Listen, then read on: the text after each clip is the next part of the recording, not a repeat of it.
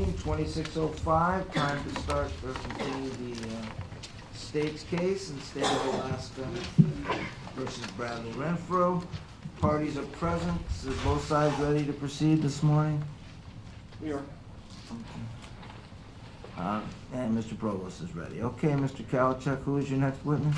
Misty Johnson is the next witness. All right. And if you could rise and raise your right hand. Do you solemnly swear or affirm that the testimony you will give in the case now before this court will be the truth, the whole truth, and nothing but the truth? Thank you. May be seated. And for the record, would you please state your full name and spell first and last? It's Misty Johnson, MISTICUEJOHN. Thank you. All right, go ahead, Mr. Kalachuk. Thank you. Good morning. Make sure you talk loud and have that microphone by you, please. First of all, can you tell us what part of Alaska do you live in? Wasilla. And how long have you lived there? 35 years. And how are you employed? I'm not right now. Let me turn your attention to some people. First of all, Dominic Johnson, are you familiar with that person? Yes. How are you familiar with Dominic Johnson? He's my son. And how many children do you have? I have 3.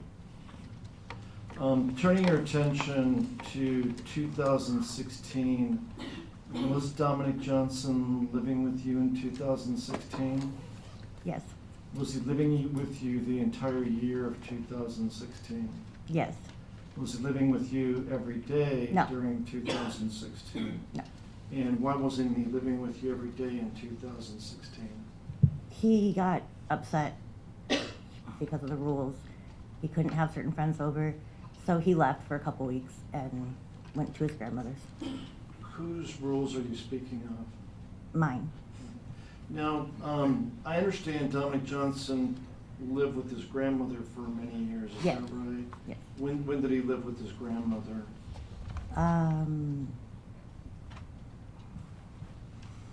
For about, I think, 10 years. So So- from like, Age 0, age? no. Like, I think from 1 to 11, 1 to 10. Okay, and then he started living with you? Yes. And at the same house as in 2016? No. No, you've been at different places? Yes. All right. And 2016, where were you living specifically in 2016? At my address, or Like, was it your house or was it? my grandfather owns it. All right. And what part of the Mansu Valley was it in? Off Selden. I don't. In the Wasilla area? Yeah. So I want to these are your rules that Dominic Johnson couldn't follow? Correct. Like, what kind of rules did you have in your household? He wasn't allowed to have friends. Well, certain friends, and he wasn't allowed to have friends over past a certain time. He had chores. The whole regular thing. And which rules did he not like? Not able to have friends over when he wanted to. And were there certain people that you did not allow over as far as certain names? Yes. Which people did you not, I don't want to get into your reasoning behind it, but which people did you not allow him to have over at your house? Devin Peterson, Austin, some other people. I don't know their whole names. I don't remember. But there was a few kids that I didn't care for that he. And when did the ban of Devin Peterson and Austin Barrett, when was that ban put in place by you? That was, I had not even met them, but I had read about them in the paper about. Again, I don't want to get into. Yeah, so I didn't want him hanging out with. No, I know, I'm just looking for a month. As Oh, far as, when did you tell your son that he can't have those two people at the house? I honestly have no idea, but it was a good at least 6 months that since. Before November 13th? Correct, yes. So how often was he gone during that summer? I'm not really sure, but the longest is when he went to his grandmother's. But he was at other places too? He would go to his friends, yeah. What was the time period that he was at his grandmother's house in 2016? It was about 2 weeks. During which month? November. Okay, was it before or after November 13th? You got the calendar there, by the way, if you need to use it. Before, Before? yes. So he was now living with you during the first 2 weeks of November? No. And how did you know he was actually living with his grandmother? Because I spoke with her and he was there when I spoke with her. Did you verify that he was there every day in November? And, That's what she told me. was he supposed to be going to school in November? Yes. Which school was he supposed to be attending? Burchell. And did you keep track during the summer, when you said there were times where he was not at your house or his grandmother's house? And the grandmother's at your mother? Yes. Where would he be when, did you keep track of him or did you not know where he was? No, he would be at friends' houses that, well, he would tell me he was at friends' houses that he was allowed to be with. Across the street was one of them with Frank Woodford a lot. Okay. At the Jasper house? No, at his old foster home. Okay. Now, how about, did he continue to associate with these people that you did not want him to associate with? Apparently so. Well, just if I you, do you have- didn't, I had no knowledge of it, except for when a lot of things started happening. So again, the people that you had banned from your house was Austin Barrett and Devin Peterson? Mm-hmm. Were there any others? How about Eric Allmendinger? Did you know him? No, never heard his name before. This. How about the defendant in this case, Bradley Renfro? Do you know him? Yes, Was he a friend of your son's? yes. Had you seen him a number of times? A few. Not a lot, but a few. Okay.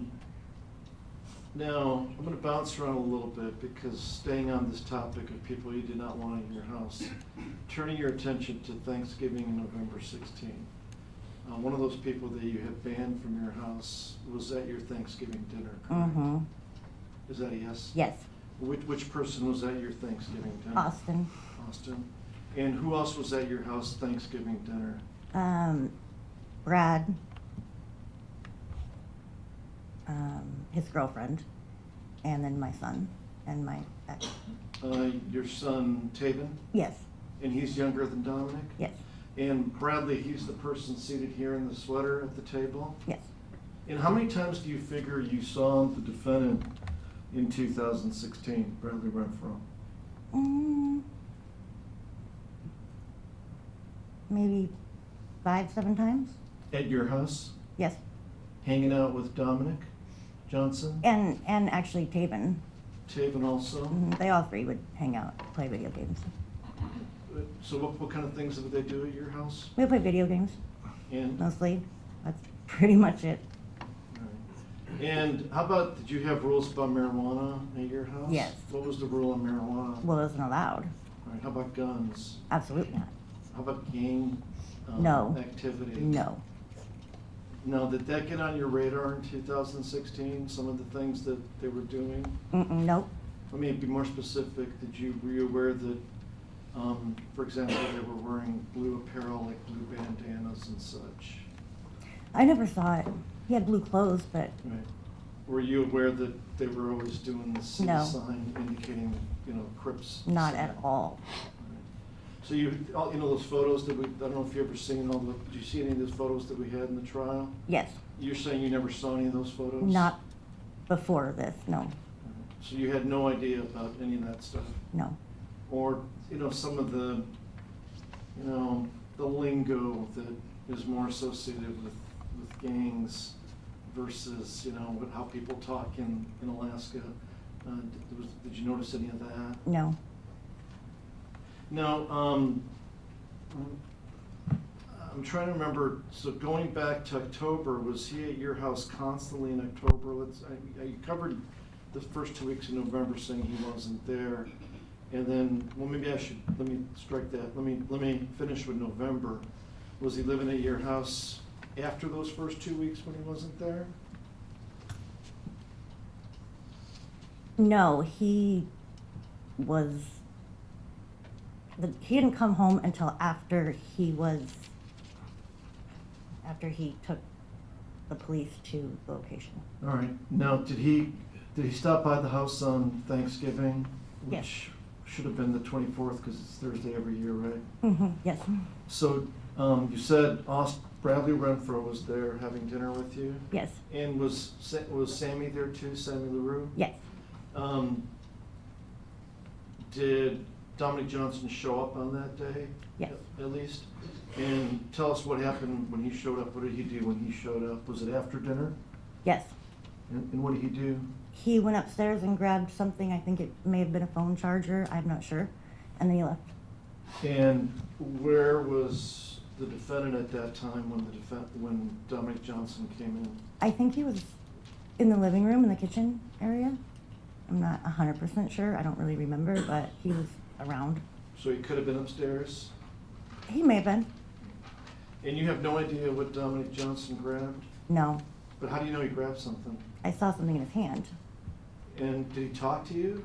No, So literally, he walks in the house on Thanksgiving, yes, doesn't say anything to his mother, correct, goes upstairs, right? yes, Comes back downstairs, has something in his hand, and leaves. yes, Without saying a word to you. correct.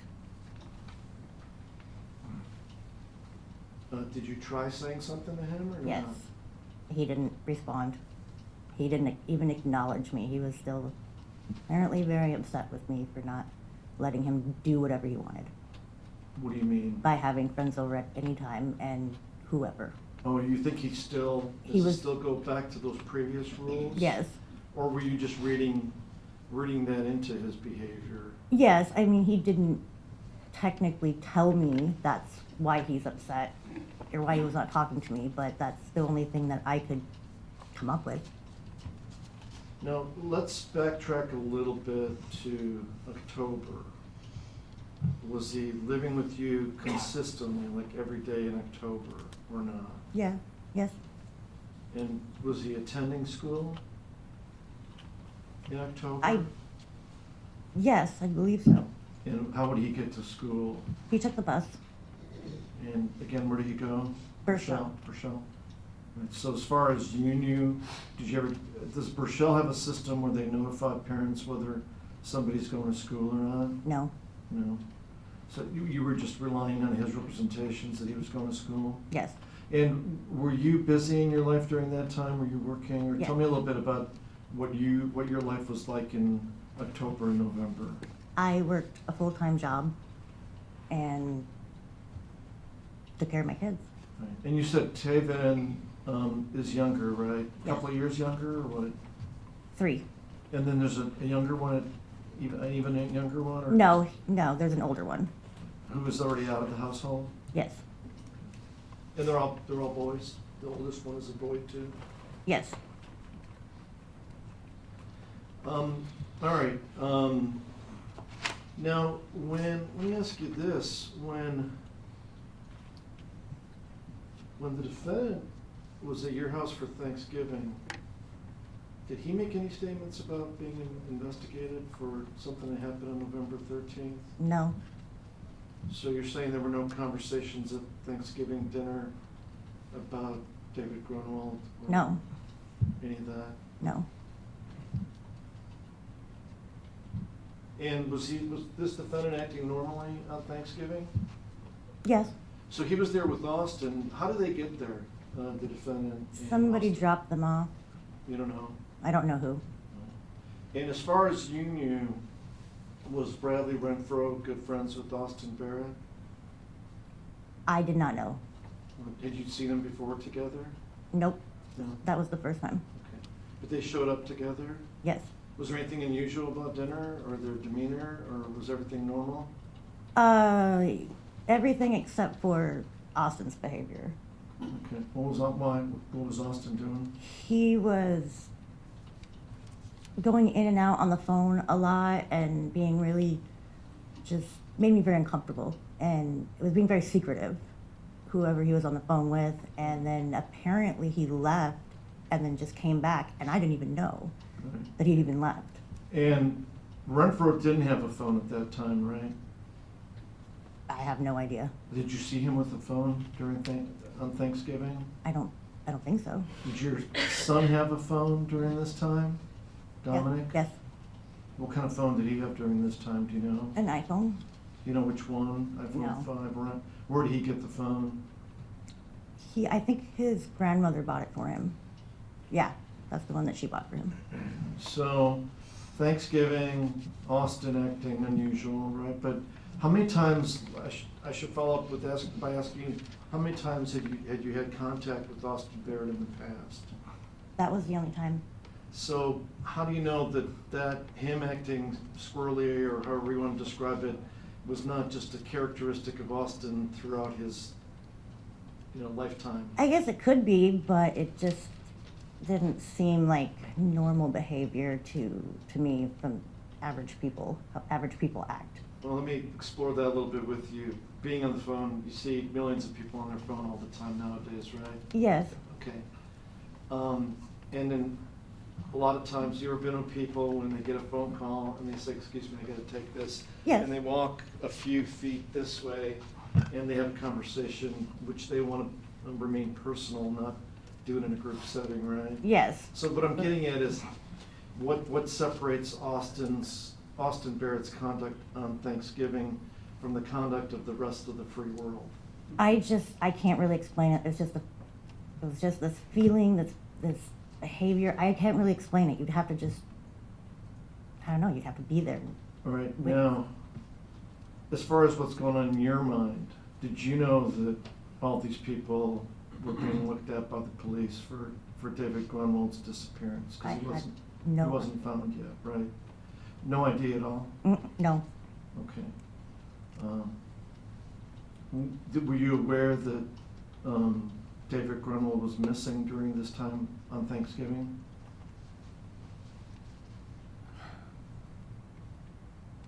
It may have been before Thanksgiving that I saw the posters, but, oh yes, it was, actually. This was before Thanksgiving, you saw it? I saw the posters, yes. All right, so, now, was Renfro banned from your house before? Was he part of that set of friends that was banned or not? No, And you've seen him how many times before Thanksgiving? maybe 5, Total? 6, 7, yeah, yes. Okay. And then, what made you lift the ban on Austin Barrett to allow him to come in for Thanksgiving? The only reason was because it was Thanksgiving and they had nowhere to go, nothing to eat, and I'm not gonna let anybody be hungry. And you said Alyssa was there too? Yes. And the conversations around the dinner table, what do they cover, just if you remember? I have no idea what they were talking about, but it was just lighthearted conversation. And no conversations about this case, in other words, right? No. Okay. So, when do you think you first found out that during November that David Grunwald was missing? Was it from posters or? Posters. And did there come a time, when was the first time you became aware of your son's possible involvement in this, I don't know the exact day, but there was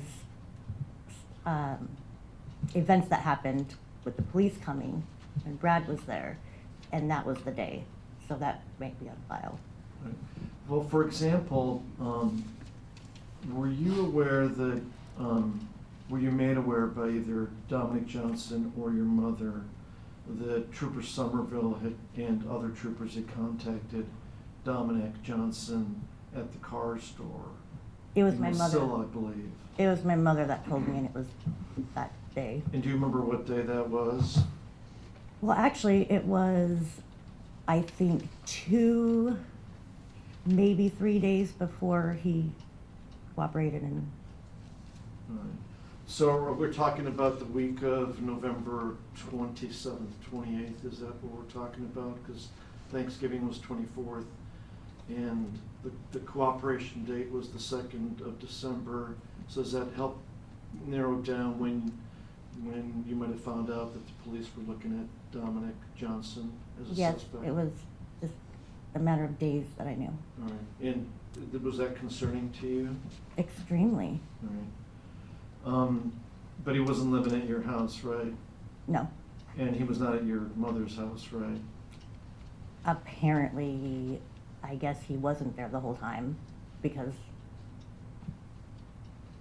I mean, he was obviously at Eric's house. Right. I mean, in fact, you communicated with your mother by messages, I don't know if it was text or Facebook, about Dominic coming home on Thanksgiving and walking upstairs, and, right, you informed her that there was a Dominic sighting, right?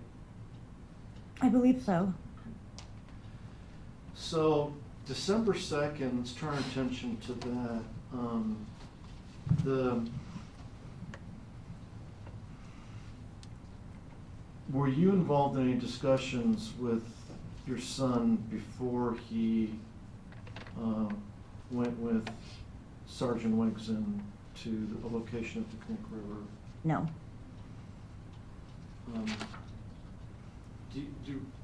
Did your mother have any conversations with him before that, before he decided to do that? No. Mm-mm. That you know of? Well, he was being detained, I guess, or he was at the trooper station. So, and my mother came and got me, or I went and got her. I don't know, Right. but we went together. Right, that's what I'm asking. So I never saw. No, she didn't have any conversations with him. All right, but he also had an attorney, right? Yes, Hired by you or your mother? my mother. And what I'm getting at is this decision that he made to take Sergeant Wigs into the location at the Knick River. Were you involved in that decision-making before he made that decision? Like No. weighing the pros and cons of that decision? No, Was your mother involved? no. So it was strictly between Dominic Johnson and his attorney? Yes, And then, you didn't go along for that, right? no. Did you go back home? Yes. And, what happened later, in the evening? Did you see Dominic again? Yes. The lawyer dropped him back off at home. And do you know, his lawyer did? Yes. And who was home on that day on the evening of the 2nd of December of 2016 when Dominic was dropped off? It was me and Sammy. And Pavin. Pavin was downstairs. All right. Now, I don't want to get into conversations. Let's just first talk about what happened as far as physical actions. So, and whether there was a conversation as opposed to, I'm trying to get an idea of what happened on that day as opposed to Thanksgiving.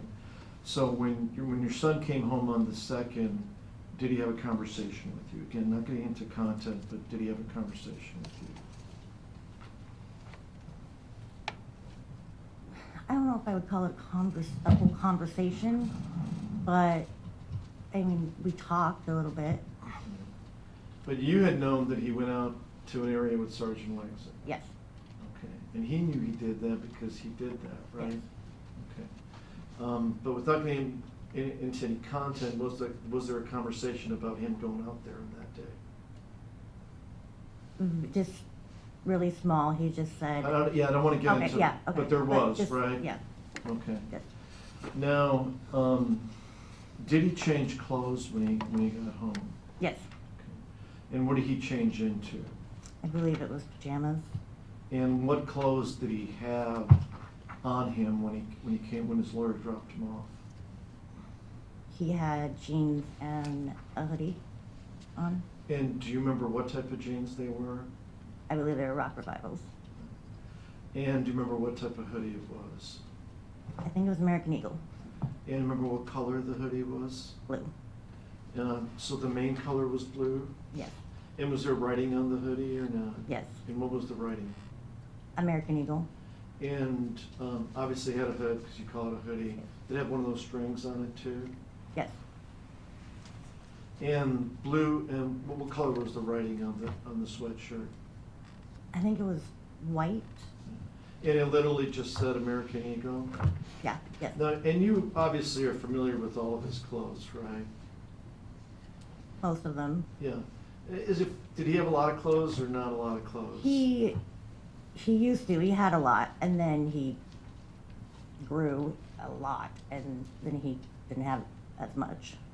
So I wasn't 100% sure on what he still had that fit him and the things that he didn't have. All right. Now, I want to ask you about what you did with his clothes. Did you take the jeans and the sweatshirt and do something with them? Yes, And what did you do with those clothes? I put them in a bag, What kind of bag? just a plastic shopping bag. And did you put anything else in a bag or not? No, And what was the reason for you putting those clothes in a bag? to have them removed from the house. And why did you want those clothes removed from the house? Well, there's a couple reasons, but I know it doesn't make sense, but I guess I just didn't want to make it worse for him. I knew he was already going to jail, and I just gave him to Sammy. All right. And you said he was there already? Sammy was? Or you No, he showed up. Okay. Now, when you say you didn't want to make it worse for him, did it cross your mind when you were doing this that those clothes may have some evidence such as blood on them? Yes, All right. but I didn't see any blood. Okay. That was on your mind, correct? Yes, All right. And you, of course, did not want to have your son get in trouble, right? yes, Okay. And still, let me see if I understand this correctly. At this point, still, you have no idea about the facts surrounding the disappearance of David Grunwald, right? no, You didn't know the extent of your son's involvement, correct? no, Okay. And also, let me ask you, when you took those clothes, you were aware that David's body was found on the 2nd? yes. Now, did you call Sammy? I think I may have texted him. He came after work. I said, if you want to come see Dominic, because we knew he was going to be going to jail anytime. So I said, if you want to come see him, and he did. How did you know Dominic was gonna go to jail if you didn't know anything about the fact? Because he had just taken the cops to a location where there was a child that was killed. So you figured that was gonna be the likely outcome of this? Yes, But that night, he was brought back to your house, right? There were no cops at your house on that night? Right. Okay.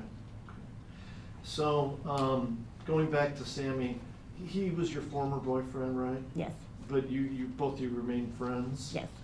Right. And do you remember what you said in that text to him or not? Which one? The one where you asked him to come over to get the clothes? No, Right, but he came over, he came over. and what did you tell him? I mean, I said, take these.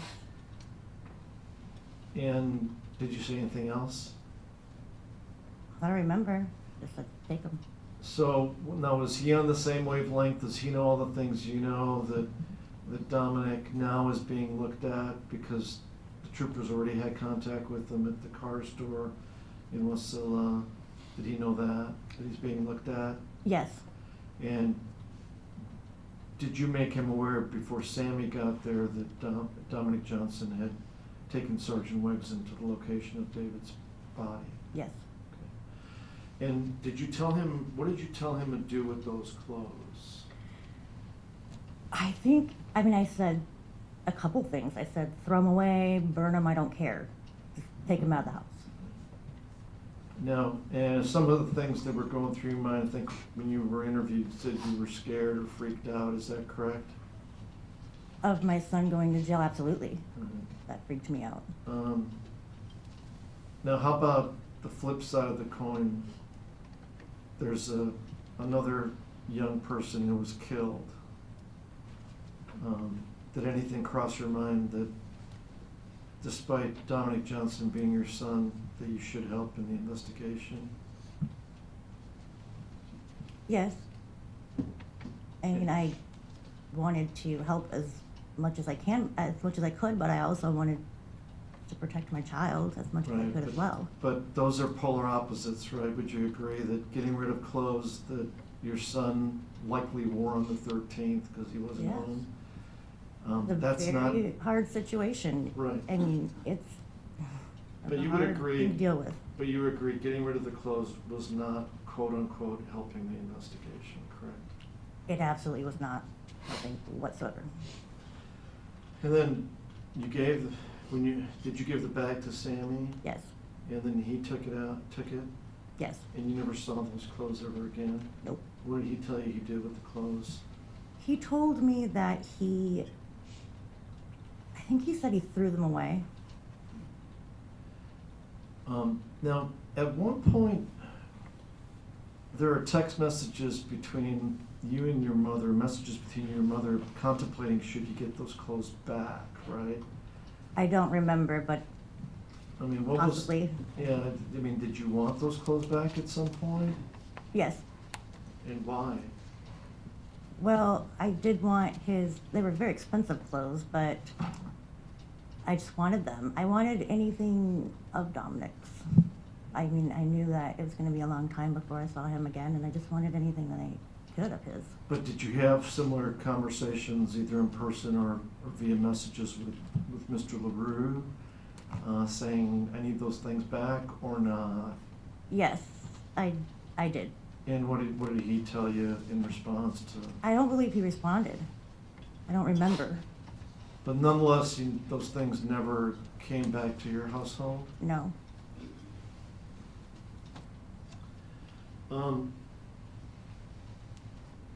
So Dominic Johnson stayed at your house that evening?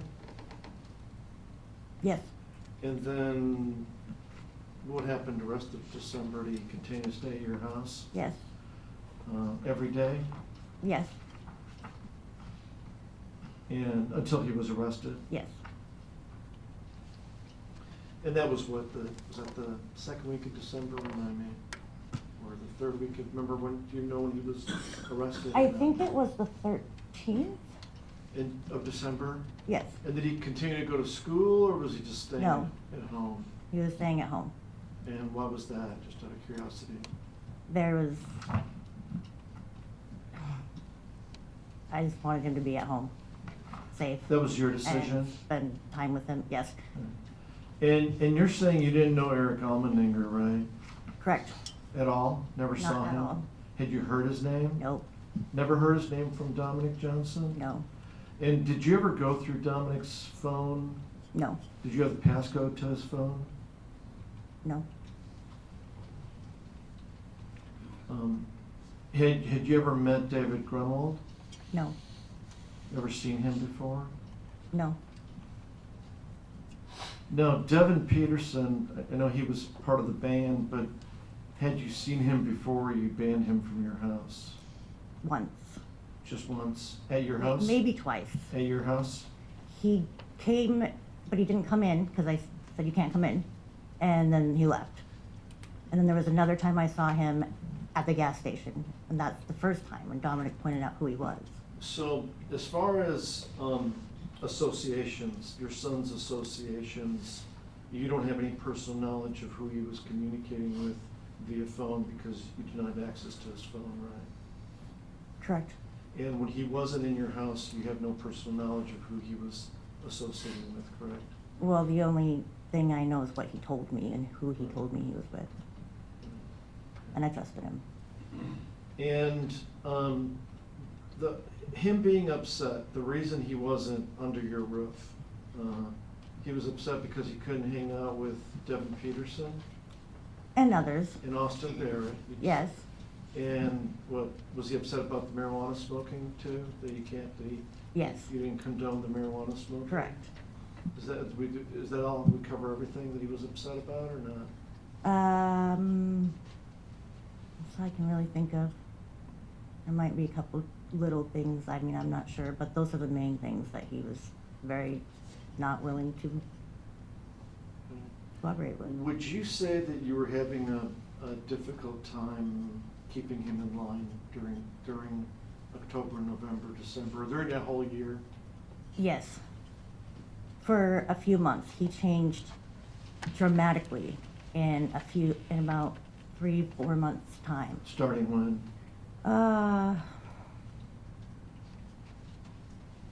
I'm not really sure, but it was, I mean, by this time, it had been a good maybe 3-4 months. Now, when you talk about these dramatic changes, do you attribute them to his associations? Yes. But you also told us that you weren't aware of any of the behavior, gang emulating behavior. No, but So what changes do you speak of? And I don't want to get into any hearsay statements by anybody, but what are you talking about as far Just- as the changes? more, he never used to backtalk me ever. He started just being more disrespectful, I guess, backtalking, not doing his chores, just not being Dominic and not being cooperative around the house and not being cooperative with me. All right, but you're talking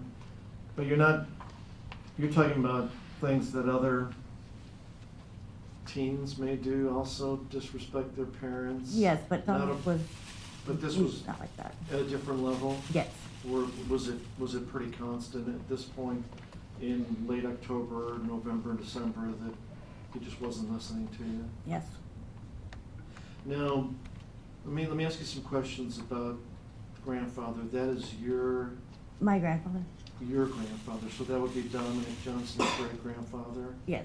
And he lived in the house, right? Yes, he was there about half of the year. Right. And he's a good man, right? Yes, Did he try to instill any discipline, like from a man's perspective, like man to man? Did he try to instill any discipline in Dominic Johnson? he wasn't living there at that time. He was in Washington. He was only there during the summer? Yes, How about during the summer? In other words, was your grandfather aware that you were having these problems? Were there any corrections that were made when the problems arose? Or were you just trying to deal with it on your own? yes. My grandfather did not know. And did Taven have similar issues or not? Or No. was he following your rules at the Yes. time? And he was how old during this time? 12 or 13? Now, had you met any of the parents of, like, did you meet Austin Barrett's father and mother? No, Did you know them? no, How about Devin Peterson's mother, Alana? Did you know her? no, How about Bradley Renfro's father or mother? Did you know either one of them? no. I met his dad for maybe 30 seconds one time, but that was it. So you didn't know the parents of the No. friends, right? No, Or anything about their backgrounds or education, like as far as the friends? no, Just what you heard, right, basically? just what, yeah, And what you heard from Dominic, from him, right? correct, And from other sources, is that what you're saying? I don't want to get into. yes, Okay. So had you tried to do a little bit of research before you banned certain individuals from your house? Did you do Yes. some independent research? yes, Now, the one other thing I need to cover with you is another thing that happened in December of 2016. It relates to Andrea Cullington, or perhaps Andrea Hone, as you might have known her back then. yeah, Are you familiar with that person? yes. And how did you become familiar with Andrea? Did you know her as Andrea Hone or Cullington? Home. And how did you become familiar with her? She was a friend of Dominic's. How many times had you seen her, for example, before November 13th of 2016? I don't know, maybe a handful of times. I really don't know how many times exactly that I saw her, but she would come over and visit Dominic. And so what you told me is, correct me if I'm wrong, it sounds like your son Dominic is hanging out more at other places other than your house, because you said with Bradley Renfro 5 times you had contact with him total, right? approximately. Okay. And then with Austin Barrett, how many times was that? On Thanksgiving, 1 time yes, total? yes. Okay, that's right, you said you only saw him 1 time. And Devin Peterson, how many times have you seen him total? To date, Yeah. from now, Well, no, before December. Oh, twice. Twice. And Eric Allmendinger, 0? 0. All right. So that would suggest that perhaps your son is associating with people other places than your home. Yes. I mean, is that the situation? Yes, So we have a clear understanding of this? yes, Okay. Now back to Andrea Hone. You knew her because she was Dominic Johnson's friend? yes, Did she stop at your house in December of 2016, Yes. Ms. Johnson? Was it a planned visit or was it unannounced? no, she just showed up, Knocked on your door, yes, and I understand Sammy was there at that time? yes, And was she there to visit you or Pavin? she came to see me, And did she make known to you why she was there to see you? she wanted to check in and see how I was doing since Dominick's arrest. Is she a person that you normally hung around with or not? No, I mean, there's an age difference between you Yes. and her, right? Did you agree to speak with her, though? I mean, I assume you didn't. I let her come in, Yeah, and what happened after she came in? she just asked me how I was doing and then started showing me pictures of Dominic on the phone. And as she was going through photographs, did something else come up on the phone? Yes, And what else came up on the phone? a video. And did the video start playing automatically, or did she have to push that arrow thing? No, it played automatically. And what was on the videotape? Dominic talking, About hitting somebody? correct. Now, you, as far as your personal knowledge, well, first of all, before I ask you about the video, was there anything said between you and Andrea about the video? I said, "What is this?" And she said, "Oh, it's old," and then just kept going and scrolling. So she just went right through it, Yes, but, okay. In that video, did it surprise you? yes, As far as conduct that you were not familiar with, just like you weren't familiar with the yes, flashing of the C sign, right? correct. Okay. But did you have any personal knowledge about where that video was made, No, as far as location? no idea. Did you listen to it once or more than once? I think just once. Because we know it's an extremely short video. It's a matter of Yes. seconds, right? Yes, Would you agree with that? yes, Like, for example, for me, it took me a number of times to listen to it to figure out what was being said, and even after that, I couldn't figure out some of the words. I mean, is that the way? So the question to you, did you have to listen to a number of times, or was it once and then move on? no, I heard it just once and moved on. But it caught your attention to the point where you asked her what it was, right? Yes. So in other words, did you stop her from scrolling further and said, what is this? No, well, I said, "What is this?" And she said, then she keeps scrolling, and she said, "Oh, that's old." So did she make it sound like, oh, this is just run-of-the-mill, normal stuff, I'm not concerned about it, and kept scrolling? Yes, Did it concern you? yes, I never heard Dominic talk like that. Right. And in fact, you did have some communications with your mother saying that you saw this video, right? Yes, Now, you didn't, did you tell Hone to get rid of the videotape, or not? Did you give her any directions about that? no, No. I mean, I'm wondering, did it cross your mind that, due to modern police investigation techniques, that perhaps eventually they would figure out that Hone was a colleague of your son's, and they might start looking at her phone and her devices?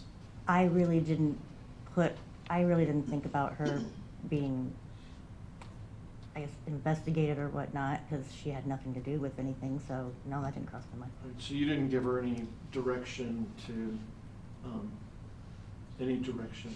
No. Okay, and we haven't played the video, but I want to make sure we're talking about the same video. It's a very, is it a very short video? Yes, And is the person featured in the video, featured quote unquote, Dominic Johnson? yes, And he is the one doing some talking? yes. And did you hear some other voices chiming in on occasion? Yes,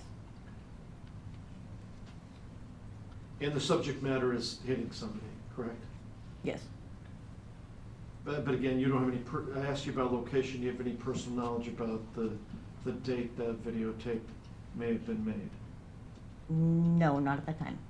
Did it look like it was made via phone? Yes,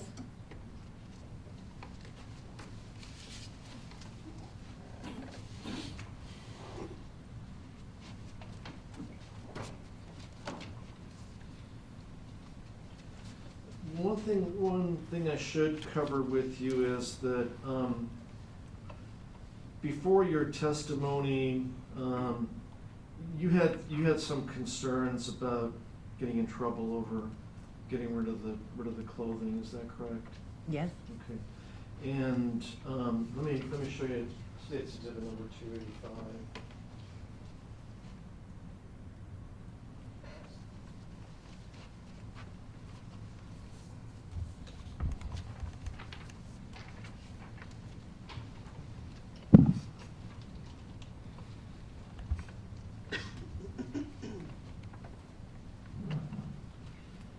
And let me just show you number 285.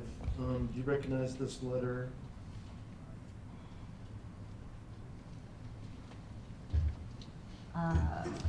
Is that the, You can. hold on, yeah, it's gonna take me a your- second. Oh, yes, Okay.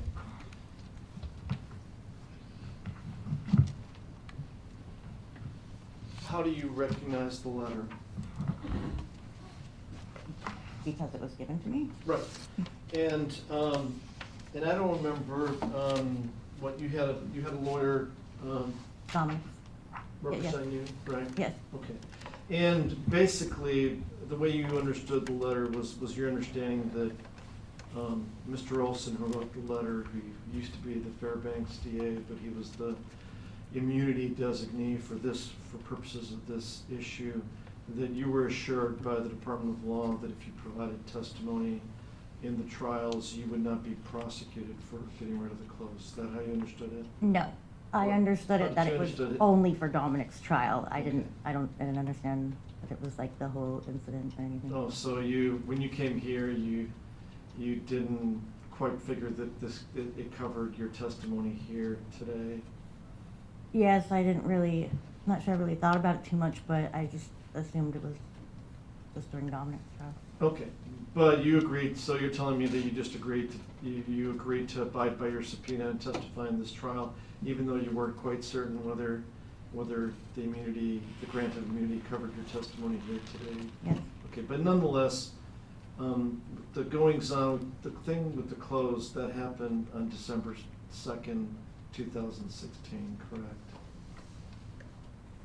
yes, And you testified in your son's trial, correct?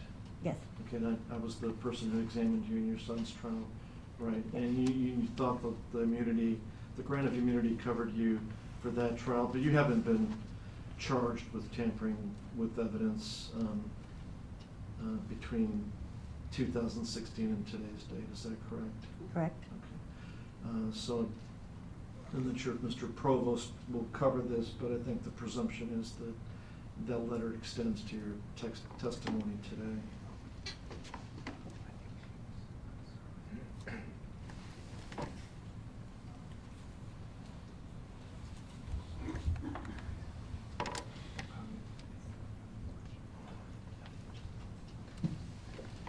Nonetheless, you haven't been charged with tampering with evidence or anything like that? No. All right, give me a moment here.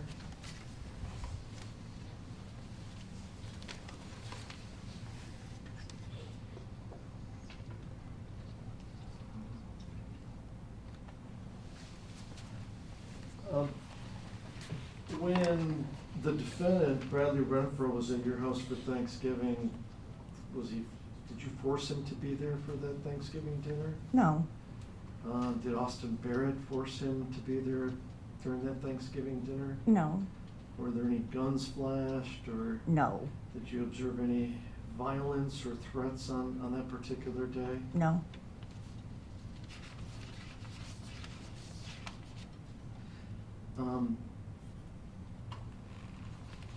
All right. Those are the questions I had. Thank you. Okay, Mr. Provost?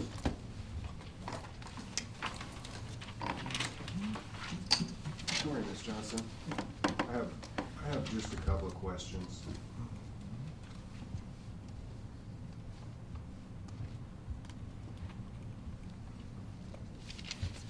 You had testified you had seen Bradley 5 to 7 times. Was there an occasion amongst those times where your son, Pavin, when you were working, let me back up a little bit. Was Pavin doing homeschooling, or was he? Yes. Okay. And you had met Bradley, and you didn't have any concerns. Correct. And was there a point during that period of time included in those 5 to 7 contacts where Pavin asked you, would it be okay if Bradley stayed and helped him with his homeschooling? Yes.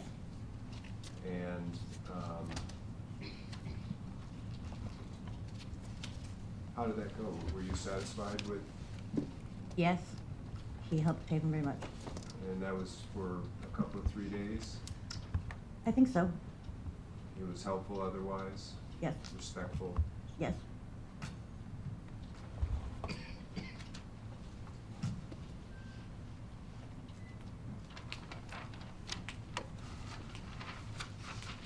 Okay, thank you, that's all I have. Follow up on that question? Thank you. Okay, ma'am, you can be excused, and I believe you can be released from your subpoena. You're free to go.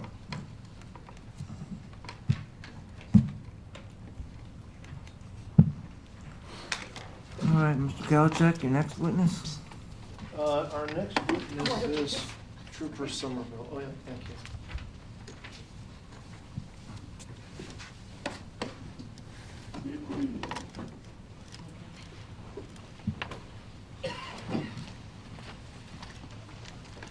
Mhm.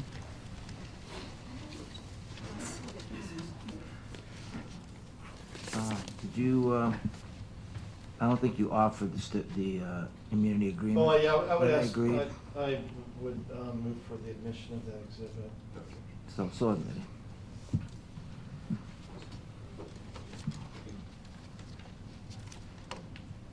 Do you solemnly swear or affirm that the testimony you will give in the case now before this court will be the truth, the whole truth, and nothing but the truth? Yes. Thank you. You may be seated.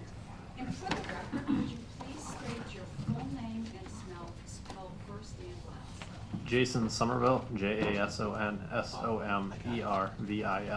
Alaska State Trooper. Thank you. Go ahead, Mr. Kalachek. Thank you, good morning. First of all, tell us, how long have you been a state trooper? Been with the troopers for 4 years. And where are you currently stationed? I currently work Glen Allen AST Patrol, or investigate anything from traffic collisions to sexual assaults, domestic violence. How many troopers are there in Glen Allen at this point? 4. And what did you do before you were a trooper? I was in the military for 4 years. Let me turn your attention to November 24th, 2016, I believe. Is that correct? Yes. Okay. You had some involvement in this case, correct? Yes, I did. Did somebody request you to do something? Yes. Or did you, on your own, initiate some action? I had a conversation with Investigator Colt, and he had requested some assistance at the Wasilla Cars grocery store in Wasilla. All right, and just to give some background, before you spoke with Investigator Colt, Were you aware that the troopers were investigating the David Grunwald case? Yes, I was. In other words, David was still missing on the 24th, correct? Yes. Okay. And when investigator called you, Yes. were you aware that he was working on the investigation? Yes, I knew everybody was looking for David. And were you on patrol? You were on duty when he called you? Yes, I was working a grave shift that night, which starts at 6 p.m. and ends at 6 a.m. And you were in uniform? Yes, I was. Okay. And what did investigator Calt ask you to do? Did he ask you to make contact with any particular individual associated with this case?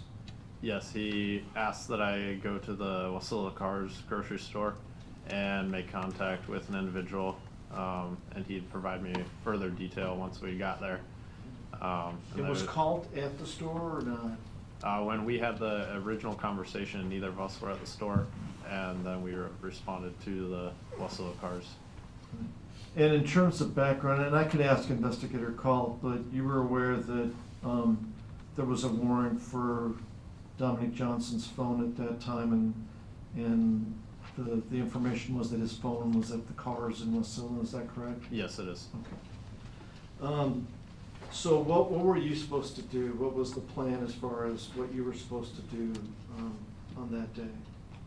I was supposed to make contact with Dominic Johnson when he exited the car store, and at that time I did not know who he was.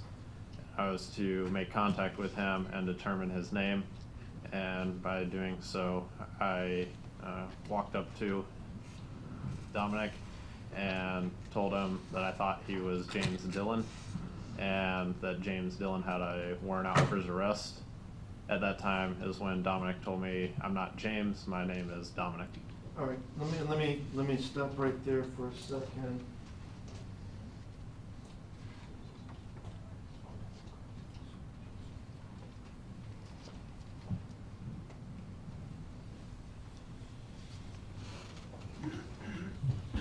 I'm going to show you state's proposed exhibit number 304. I'm not sure we used that before, and Madam Clerk will have to add that to the exhibit list. But do you recognize the photograph states exhibit number 304?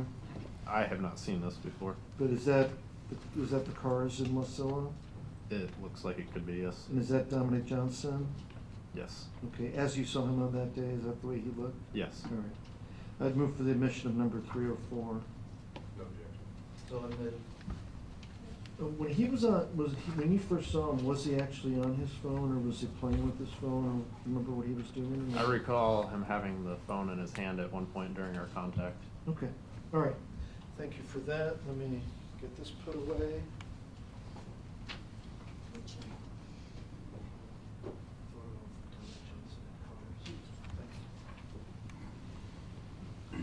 So, sorry, back to what you were starting to explain. You approached him, you told him, and this is all being recorded, correct? Yes, it was. So we'll play this in a minute, but, and then you said you thought he was James Dillon and had a warrant for him, right? That is what And I told then, him, yes. go ahead, and then tell the jury, continue. So I told him that I was looking for James Dillon. He looked like James Dillon to me, and that James Dillon had a warrant out for his arrest. That's when he told me he was Dominic. I asked if he had an ID on him, and he offered to show me his Facebook profile on the phone that he had there. And I also asked for the phone number of the phone. That's when he told me that the phone doesn't work.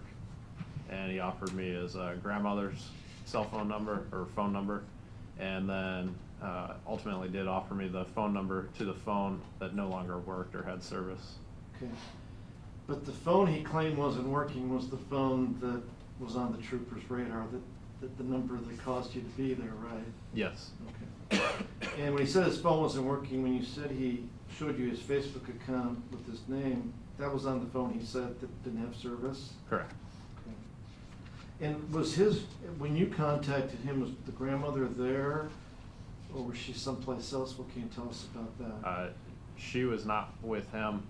She came up to us during our conversation I don't recall exactly at what point.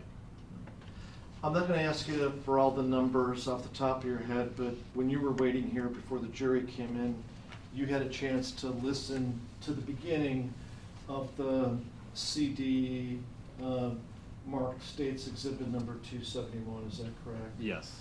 And from what you heard, is that the recording of your contact with Dominic Johnson on November 24, 2016?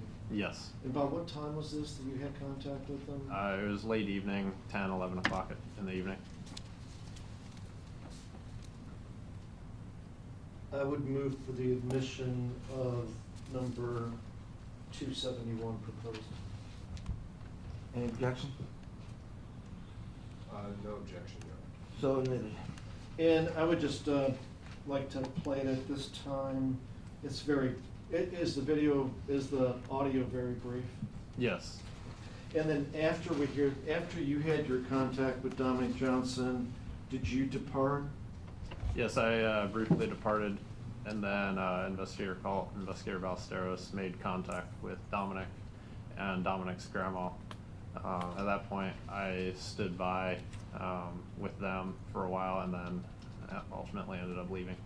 So am I correct to understand that your job was to verify his identity and hopefully get his phone number, right? Yes.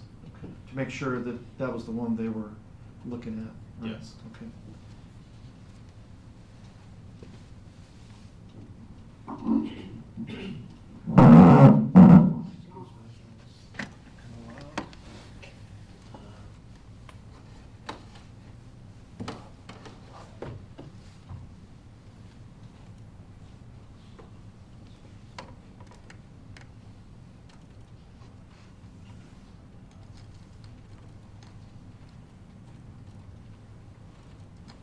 His name is James. James Dillon. I'm Dominic. You're Dominic? You got your ID with you, man? You don't have your ID with you. How do I know you're Dominic then? You look like James Dillon to me. James Dillon? Yeah. He's got a warrant out, man. Hold on. Let me show you. Well, I don't. This is my Facebook misdemeanor thing, but That's you right there? Do you know your driver's license number? I don't have a driver's license. You don't have a driver's license. Alright. And what, you said Dominic? Yeah. Last name? Johnson? What's your date of birth, man? April 7th, 2000. Okay. I don't have a warrant. Okay. James. I'm just gonna check real quick, man. Do you have a good phone number I can contact you at? 232-0256. Wait, 232 0256. 0256. Would you be able to call me that just so I know that's the correct number? I'm not with it right now, but I will be. What's that phone number? It doesn't have service. I have been, I was about to, but I don't have any money yet. So, Oh, there's my room. that thing doesn't have any service at all, man? I can show you if you want to. Okay. You said that was 232-0256? Okay, but that's... Don't believe me, they think I'm James Dillon and I have a warrant out. His name's Dominic Johnson, and he's my grandson. Okay, when was his birthday? November 8th, April 6th, 2000. April 7th, 2000. I raised him. I raised him. His mom just had him the last 4 years, but I've had custody of him. Okay. I was just I see 123. And I was with him not that long ago. He was at a friend's 10/27/29, name and date of birth, first name Dominic, last name Johnson, date of birth 4/7/2000. Sorry, what's your cell phone number? 232-0256. Why? Who'd you think he was? I'm looking for a guy with a warrant. His name is James Dillon. Oh, no, it's not him. His is Dominic James Johnson. Yeah. 10-4. Alrighty. Sorry about that. Sorry about the confusion. So, Hey, he just got me panic. I looked and I thought I saw him. I don't know. I got a little dog in the car. I hope he doesn't shoot my car because I'm panicking. Yeah. So you don't have service, huh? I wish I did. He's in one of those 45 dollars. What was the number on that before you lost service?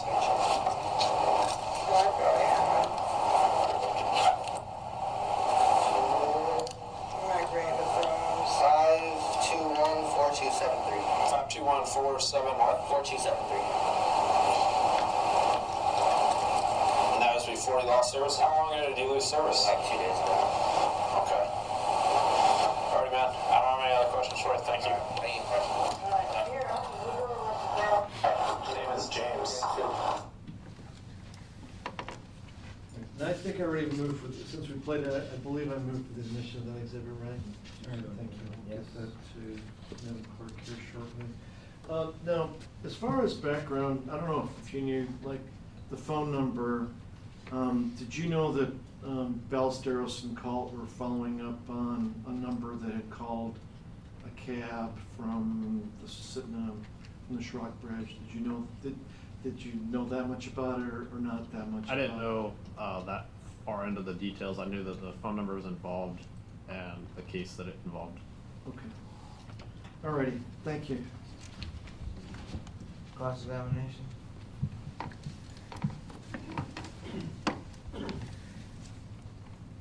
Morning, Trooper Summerville. Morning. Just a couple of questions. The ruse that you used to get Dominic Johnson to identify himself, is that a common practice? Yes. And one other question. In this case of David Grunwald, was that the only task you were assigned to, was to assist at cars with Dominic Johnson? Yes. You never interviewed Bradley Renfro? No. Thank you. Any redirect? I don't. Okay. Thank you, sir. Step down. Asked that he be allowed to drive back to Glen Allen. That's fine. I think I need about 10 minutes to read here for the next witness. Okay, we'll take a 15-minute break. Thank you. Madam Clerk, we want to swear in the next witness. Do you solemnly swear or affirm that the testimony you will give in the case now before this court will be the truth, the whole truth, and nothing but the truth? Yes. Thank you. You may be seated. And for the record, would you please state your full name and spell first and last? Andrew Thomas Ballesteros, first name is Andrew, last name is Ballesteros, Alaska State Trooper. Thank you. All right, go ahead, Mr. Thank you. Johnson. Good morning. First of all, tell us how long you've been a state trooper, Approximately 16 years. and what did you do before that? Was a Fish and Wildlife aide with the state of Alaska. And what are your current duties with the troopers? I currently work as a statewide drug enforcement unit in the Mat-Su Valley. We do mid-level to high-level narcotics cases, distribution, trafficking, and we also assist other agencies with various cases and thefts, murders, kidnappings. All right. And you know we're going to be talking here about November and December of 2016. What did you do at that time with the troopers? I was an investigator with the drug enforcement unit. And were you located in the Mat-Su Valley? Yes. then? All right.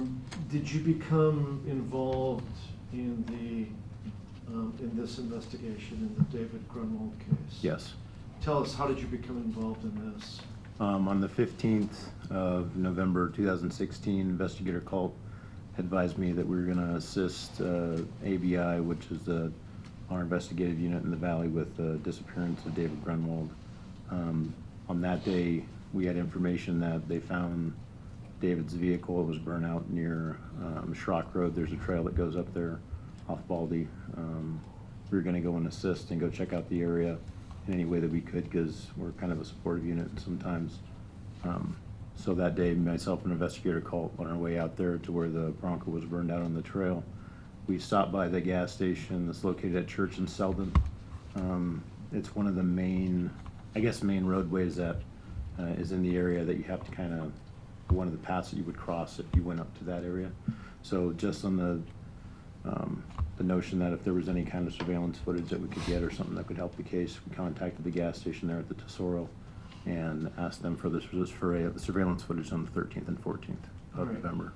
And in terms of the assistance you were providing, was it limited to certain types of assistance, or was it whatever needed to be done? Whatever needed to be done. And are you and Were you an investigator called plainclothes guys at that time? Yes, And that's how you functioned during this investigation? yes. And plainclothes meaning regular clothes where you would just kind of blend in with people, or suits and ties, or what can you tell us? Right, we really don't wear a uniform. We wear just kind of regular street clothes. We kind of blend in and offers a different perspective and a different opportunity to see things that maybe somebody in a uniform or a suit couldn't see.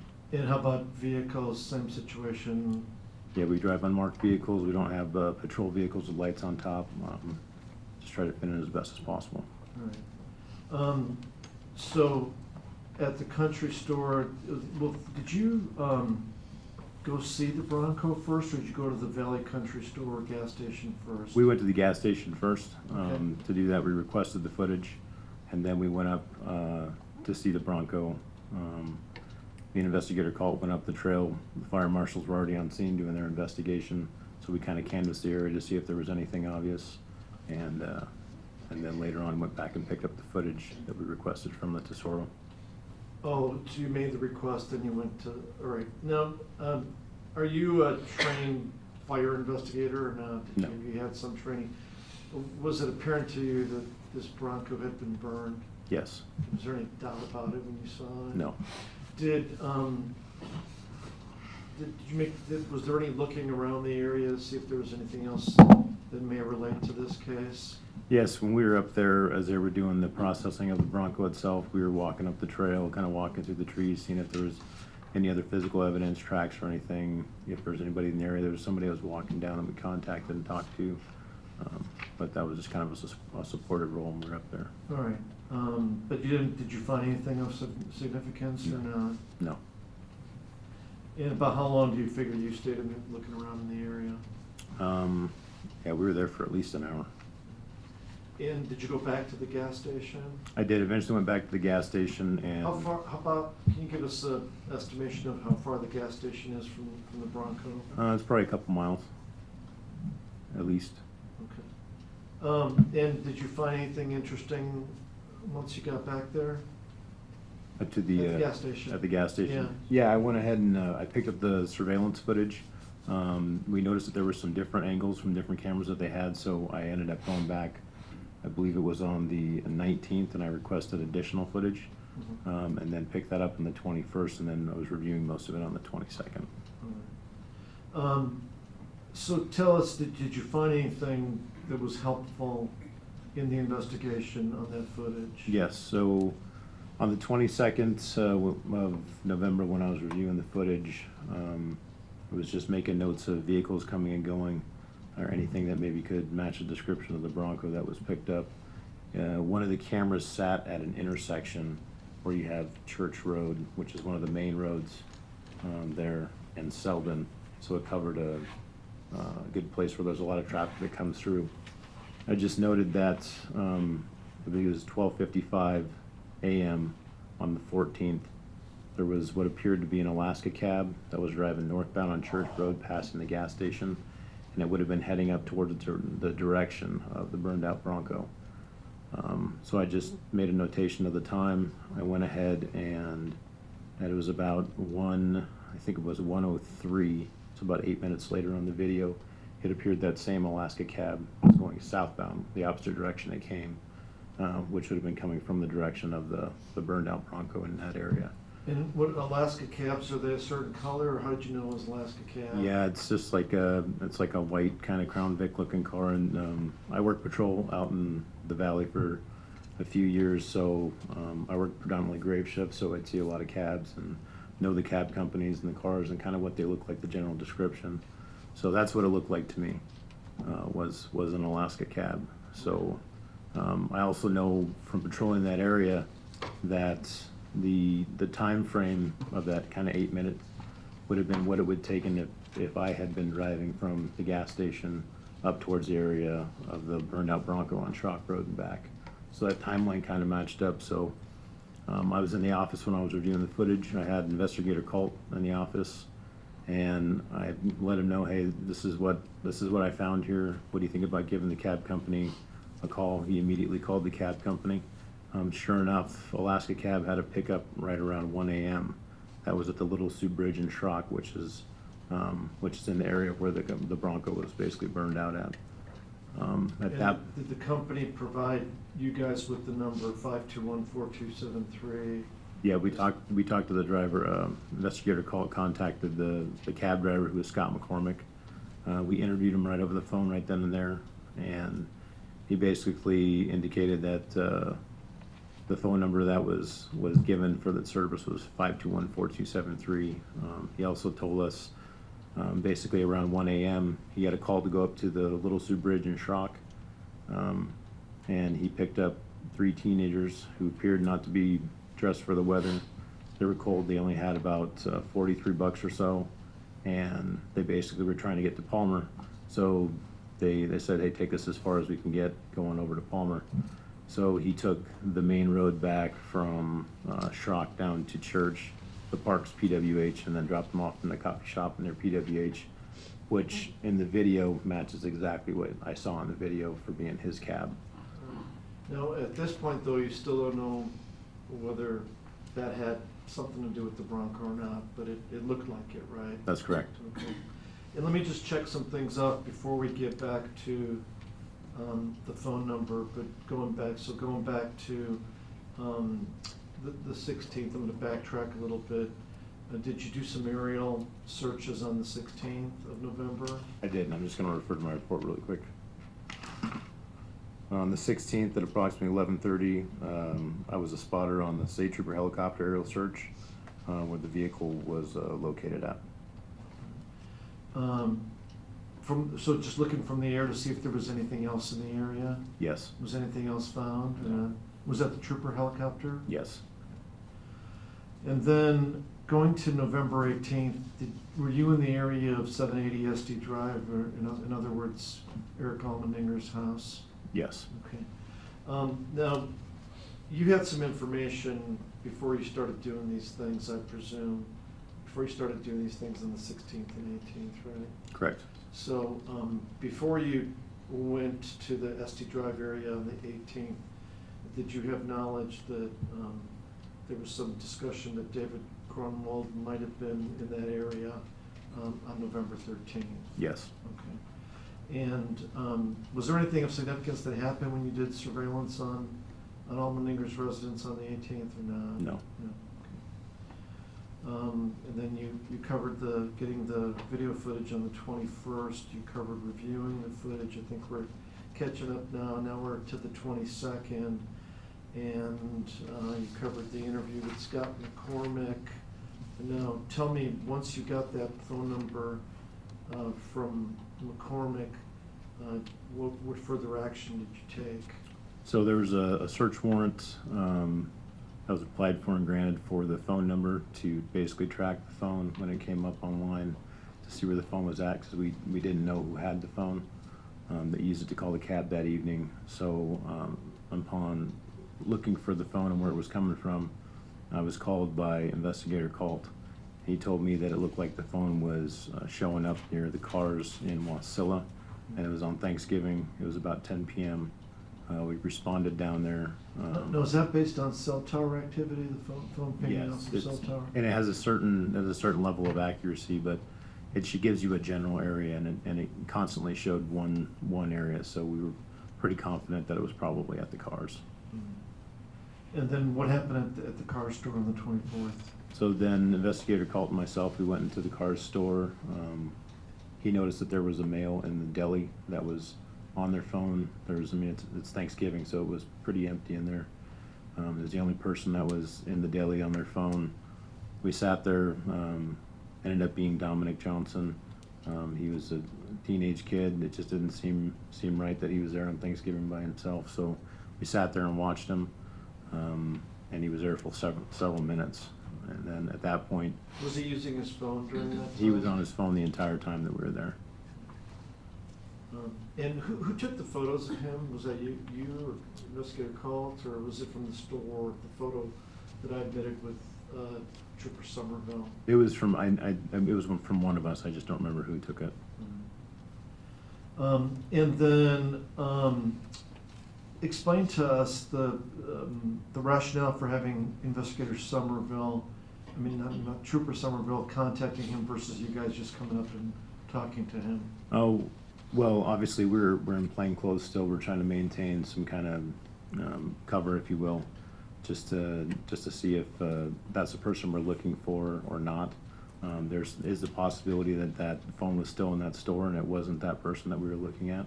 So we kind of had to maintain an area of still looking for that phone if this person wasn't the right one. Ultimately, when Trooper Summerville got the phone number that matched, we knew that we had the right phone and the right person. Okay. And then you eventually made contact with him, or was an investigator called? Both of us. So his grandmother ended up showing up. She pulled into the parking lot. Once Trooper Summerville was done talking with his grandmother and him, they were going back to their vehicle that was parked just up front.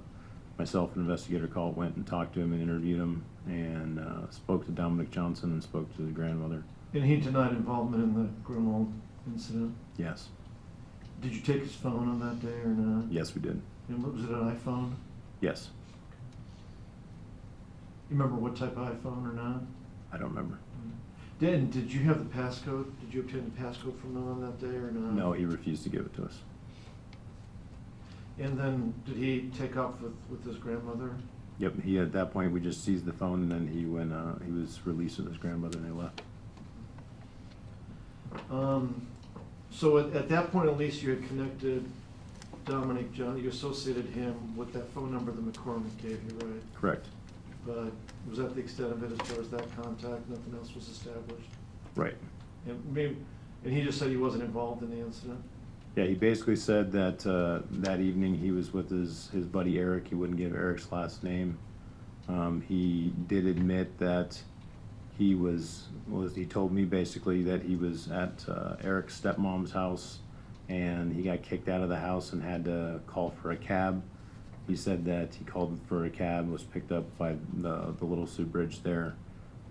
He only had about $40, which corroborated everything that the cab driver had told us. And he got dropped off in Palmer. He tried to head over to Alyssa Bledsoe's house.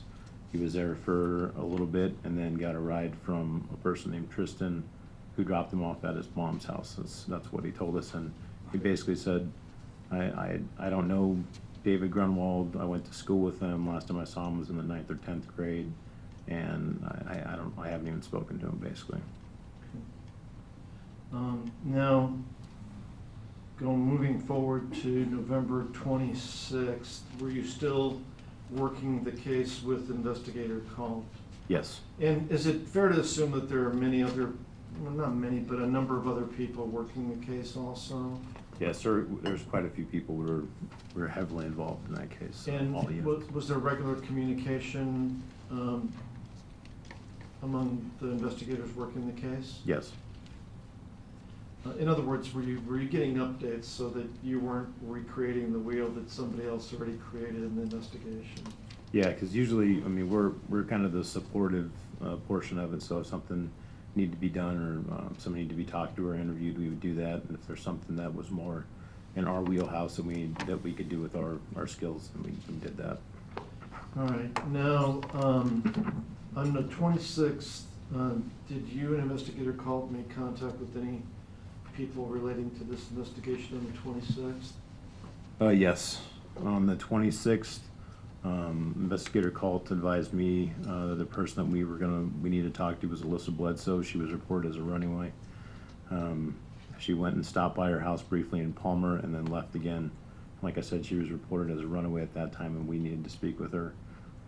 One of the troopers in the valley went ahead and did a traffic stop on a vehicle that she had left that residence from, and ultimately investigator Colt interviewed her in my presence. I sat in the same vehicle with them as they did an interview, and ultimately we found out that Bradley Renfro was also in the vehicle, and he was also reported as a runaway. Whose vehicle was it? I don't remember that. Who was driving, I guess is what I'm asking. Do you remember? I don't. Were they passengers or? I believe they were passengers. I don't remember either of them driving, but. And Bledsoe's, it was a young female? Yes. And do you remember which area this was in when they were stopped? It was near Green Tree and Bogart, I believe, which is, yeah, it's still in Wasilla. Right. And this defendant was with her? Yes, And you recognize Bradley Renfro was sitting here in the sweater? yes. Did you split them up when you interviewed them, or was it a contact type interview where both were together? So Alyssa Bledsoe was the person that needed to talk to anyway. So we interviewed her first in Investigator Cult's vehicle. During that interview, we found out that Bradley Renfro was another person in that vehicle, and he was reported as a runaway. And we also needed to speak with him. So at that point, after we spoke with Alyssa Bledsoe, she returned back to the vehicle. Bradley Renfro came out, and then we interviewed him in Investigator Cult's vehicle. And was Bledsoe's interview recorded? Yes, And was Renfro's interview recorded? yes. And just tell the jurors, what type of recording devices do police use nowadays? They're just microcassette recorders. They're digital. They come in various forms, or just something that you could pick up online. But it's just click the button to make sure it's on. Usually a red light pops on when it's on, and then when you're done recording, you turn it off. And can you have it in a pocket and still be able to record a person? Yes.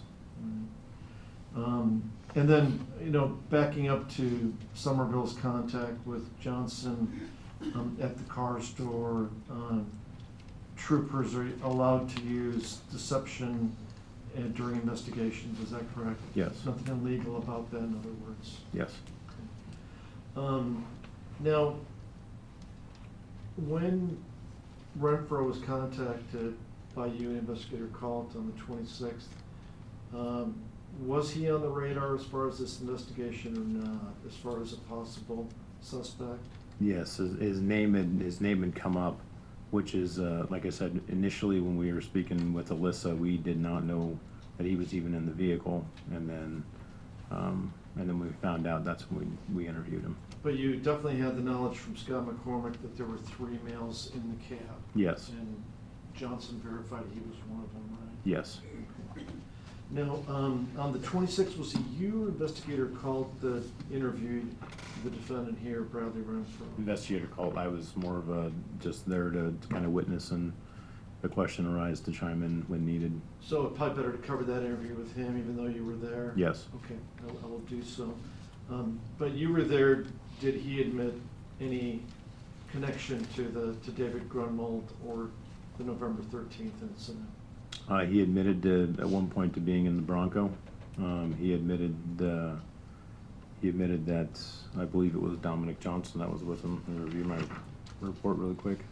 And I'm still talking about the 26th, obviously.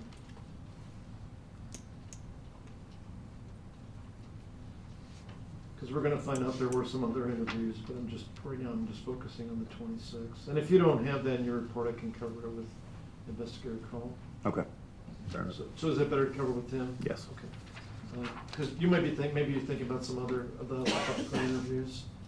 Correct. Okay, but eventually we'll get to all those things. But let me move on. About how long was that interview that Investigator Calt did with Bradley Renfro on that day? I'd say it was approximately at least 15 minutes. All right. But is it fair to say that he did not admit to being there when David Grunwald was killed? Correct. Okay. Now, November 29th, now we're moving to Tuesday, November 29th, 2016. Did you go back to Eric Allmendinger's property with other investigators? Yes. And what was the purpose of being there on the 29th? It was a search warrant for the residence and the property of Eric Allmendinger. And does anything stand out in your mind about the search of the property? So in searching the property, like I said, we're kind of a support role, so we assist in any way we can. I was walking to the back side of the house. There was a small, older model travel trailer that was parked in the back of Eric Allmendinger's residence. And as I was approaching it, I could smell like bleach. And the closer I got to the front door of it, it got stronger and stronger and stronger. So eventually I got right up to the front door of the small trailer, and it was pretty overwhelming. So I let the other investigators on scene know that that's kind of what I found out. I could also see that there was damage to like the door that was right there, but and I know from my training experience that sometimes People try to cover up things by cleaning things and using bleach and try to basically destroy evidence that way, so. Was the odor from the outside or did you open the door? I did not go inside, no. So it was emanating? It was emanating and I was on the outside. Was the trailer at that point, was it daytime or nighttime when you were there? It was nighttime. Was the trailer covered with a tarp at that point or not? Or was, if you recall? I don't remember it being covered with a tarp. At that point? Yes. Okay. Was the trailer seized on that particular day? Yes. And was it seized predominantly because of the smell or for other reasons too? Yeah, just investigation. And the intent was to have somebody go through it in detail at a later time? Yes. And then the mechanism, when somebody hooked a truck, how was it taken from the property? So we have there's a Matanuska tow company in the valley that we use for our secure storage and our evidence. If we need something towed, and basically we have a thing with them that they do all of our secure storage, so it keeps the integrity of the evidence and anything that we take from the scene. Now, I'm gonna fast forward to December 2nd, 2016. Were you still on this investigation? Yes. And were you in the area of downtown Palmer on that morning? Yes. Okay. And what was the purpose of you being there on that morning? It was after 9 o'clock.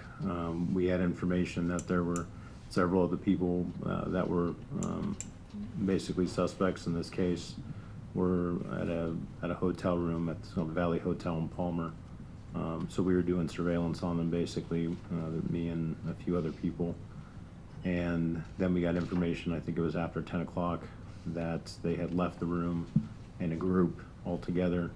And we recognized them to be a lot of the people involved in the investigation. All right.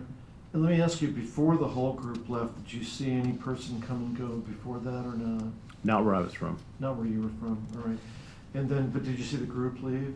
Yes, so when they left the Valley Hotel, they ended up going southbound in an alleyway, which was kind of towards where I was at. And I went on kind of the main street there.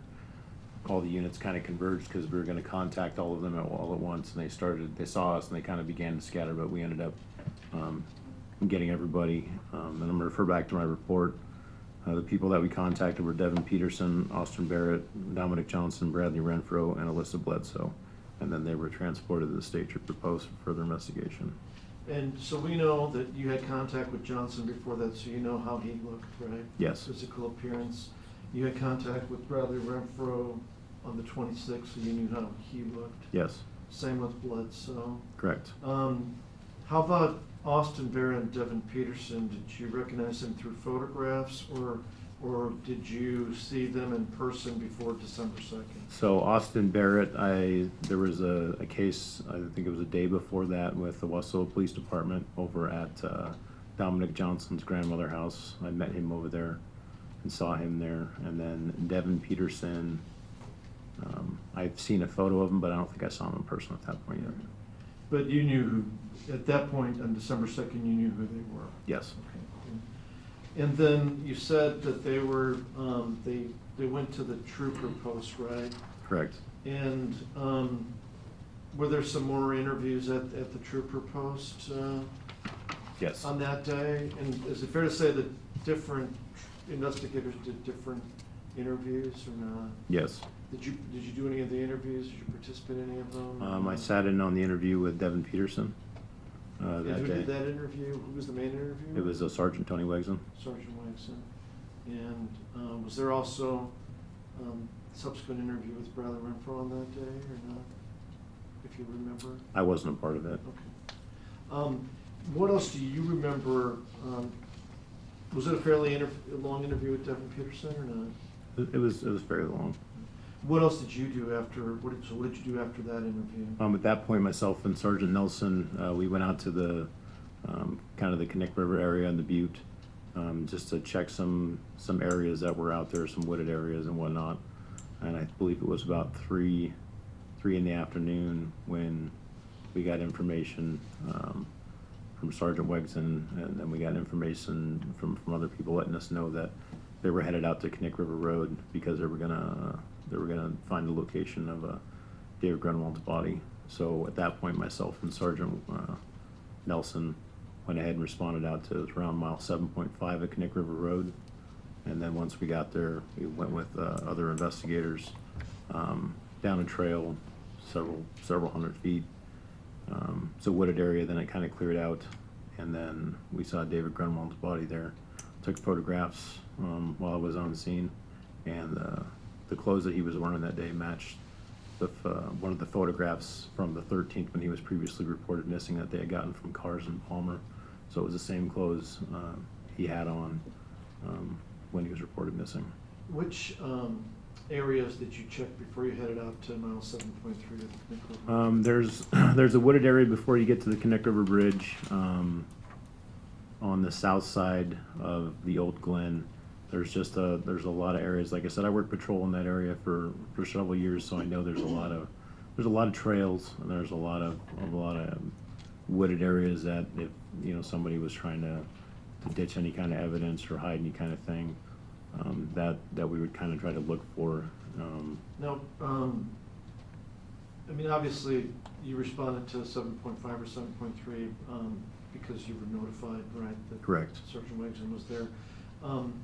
The searches of the other areas, was that based on phone information or tips, or do you remember? It was based off of intel that we had received. I think it was a culmination of phone information that they had gotten and other information. So we were kind of just, there'd been 3 or 4 times that I already went up into Hilo checking other areas. So it was another area that we were checking. And were you and Pat Nelson on foot just checking various areas? Yes. Like walking around in the woods? Yes. Or in the, and did you find anything in those other areas or No. not?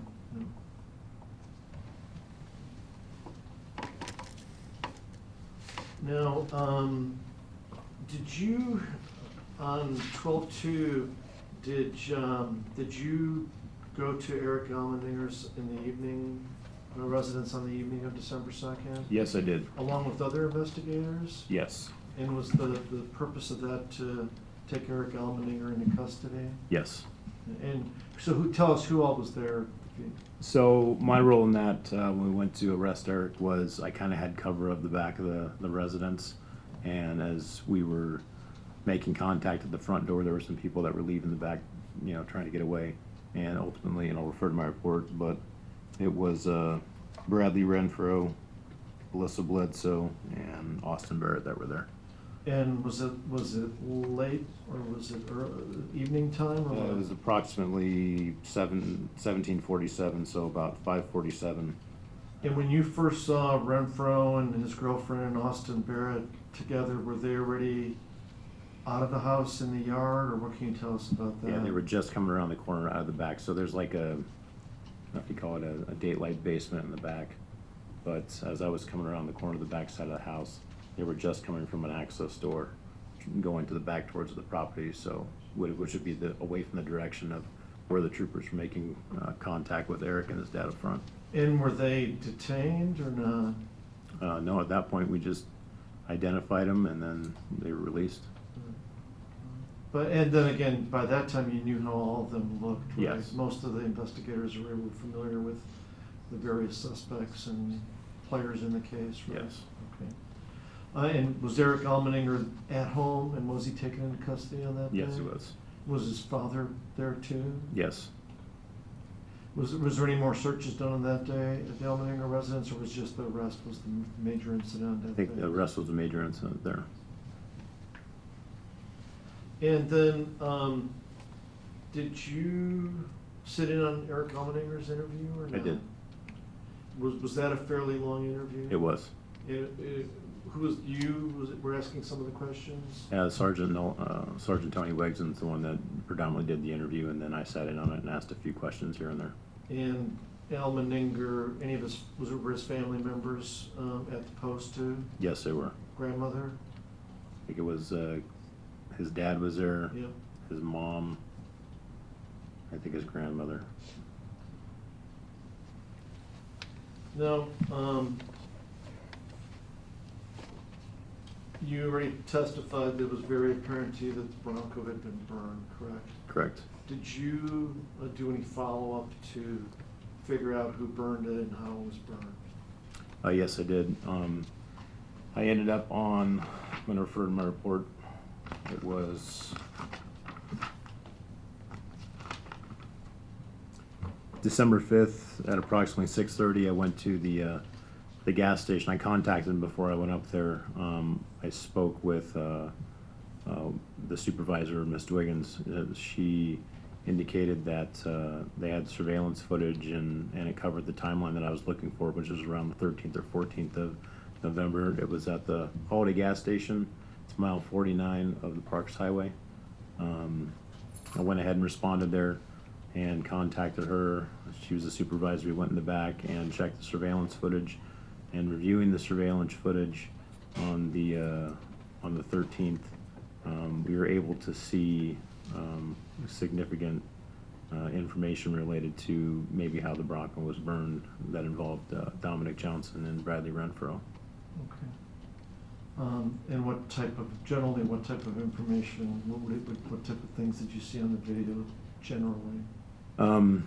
Generally, basically, at one point, and I'll refer to my report again, it's about 10:53 in the evening, and that is on the 13th of November when David went missing. Just to put in perspective, there's the Holiday gas station has pumps on both sides there. They have pumps on the west side and the east side. The video I was looking for covered the pumps on the west side, and at one point around 10:53, you see Bradley Renfro walk into view of the gas pumps. He's carrying 2 gas cans, different colors. He drops the gas cans at the pumps. He walks from the door, which is, there's a subway in there, it goes in the subway entrance. He goes up to the cash register to pay for gas. At that point, you see Dominic Johnson. He comes into view on the camera where the gas cans were dropped at the gas pumps. He ends up getting on his cell phone.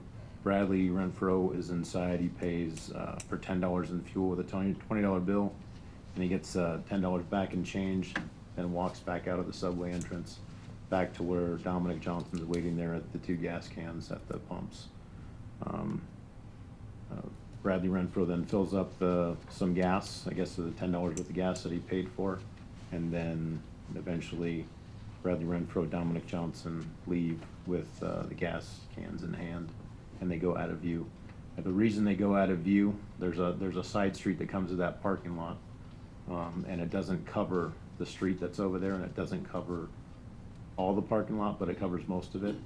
But the direction they went, they immediately go out of view. There was no vehicle that it shows that they came from. They were on foot when they walked up to the gas pumps. Renfro went in and paid, and he came back out, and then when they exited and they left the parking lot with the gas cans, they didn't get into a vehicle because I couldn't see further out of the parking lot. How familiar are you with the area where the Holiday gas station is? Very familiar. Been there many times? Yes. And how far is it from the area where the Bronco was burned? Several miles. And about how long of a drive would it be, do you figure? That would if you're probably- driving normal speeds? If you're driving normal speeds from the gas station to the Bronco, I would say it's probably at least 15 to 20 minutes. Are there a couple of different ways to get to the area where the Bronco was? There's several different ways. The main way would be to take Pittman. Pittman goes all the way back up to Church and in that direction up to Schrock would be the most main route. But from that gas station, you can actually take the backside, and I think it's Meadow Lakes Loop. It comes back around and looks up Pittman, or you could take the Parks Highway and then a number of different routes from there. So. And how familiar are you with that Schrock, with the bridge that goes over Little Sioux over there? Familiar, very familiar. Are there some houses beyond the bridge? Yes, there is. But eventually, do the houses stop and it's just a mountain? Yes. Eventually? We have marked as exhibit number 15, the Holiday gas station video. I will move for its admission. No objection. So admitted.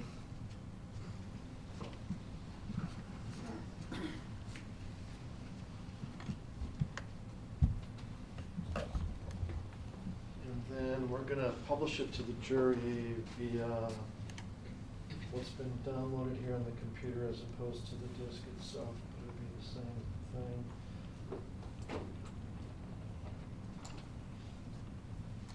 What I probably should have told you to come out there and with the ruler and the microphone like other people have done, but we're on the first segment of the video, and I don't think we really missed anything yet, so if you can tell us what we're looking at here. So you can see Bradley Renfro come into view right here with the two different colored gas cans of the gas pumps.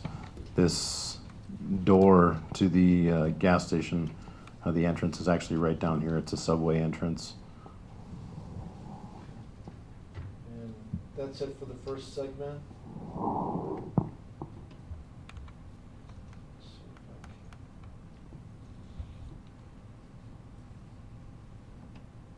That's going to play again.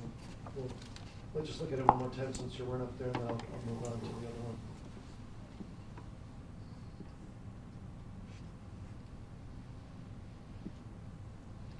Is there anybody else in the footage, or is it just Renfro? In this segment, I think it's just Renfro.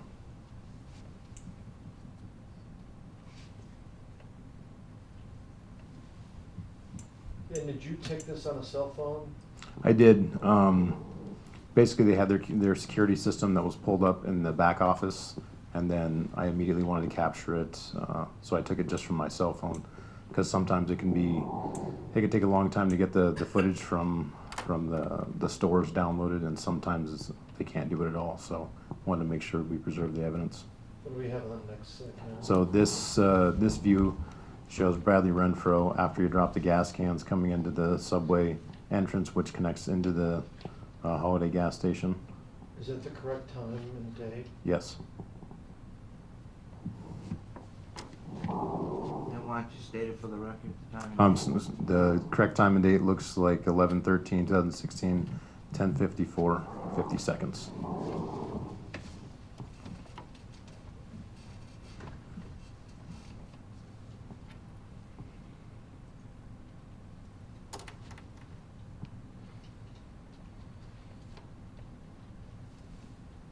So this is just the view of Bradley Renfro exiting after he paid up at the cash register, and this is it now, 11/13/2016 at 10:55 and 30 seconds. And from all the videos you saw that we will see, is he the only one that went into the gas station? Yes.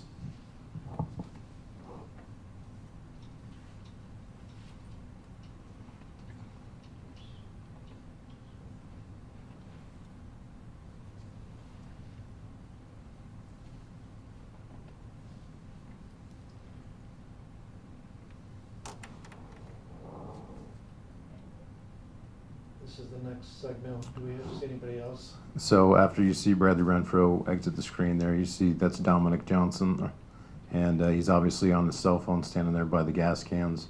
Bradley returns here. This is 11/13/2016 at 10:55. This is after he had already come back out of the gas station and fueling up the gas.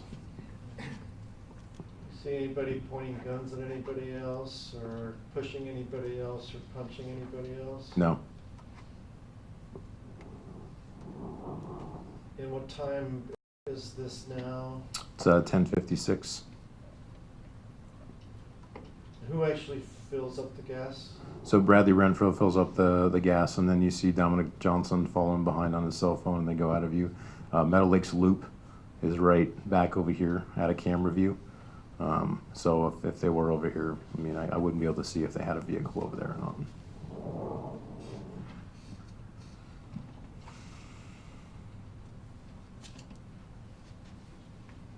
The next segment?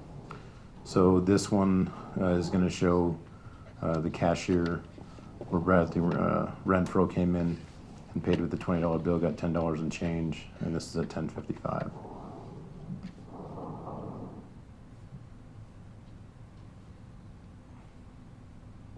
Then up here it gives the transaction number, obviously the date and time, what they paid for, $10 prepaying fuel, and it shows the change and then the clerk that was there. No, there are no audios to this, right? No audio. But it didn't look like any extra conversation between him and the clerk, just the transaction itself. Correct.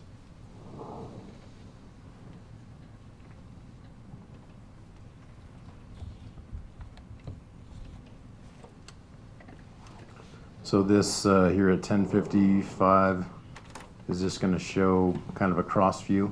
So going from the screen from right to left, the subway is to the right. The left is the cashier over here. You see Bradley Renfro after he pays, goes from left to right, which is going to be out towards the subway door, which you previously received on the other video. And he did not, any of these videos, did you ever see him with the phone in his hand or not? No. Let's look at the next one. So this is a wider view of the gas pumps, just kind of giving an overall of the initial coming up to the gas station. So you have Bradley Renfro who comes in view of the screen, dropping the gas cans, then walking into the store, and this is at 10:54.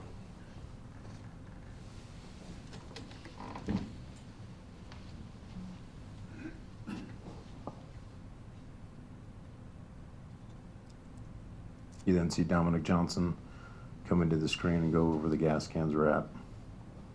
And then he immediately seems to get on his phone. Did you ever see the Bronco in any of the videos that you No, I did not. pulled up? And like I said, Meadow Lakes, I think it's Meadow Lakes Loop, there's a road that comes in right off here. It immediately bows out to the left. So if you were parked out here near the roadway, I wouldn't be able to see it from this view. And then Bradley Renfro obviously comes out of the gas station back to the gas cans where he fills them, and then they both eventually leave.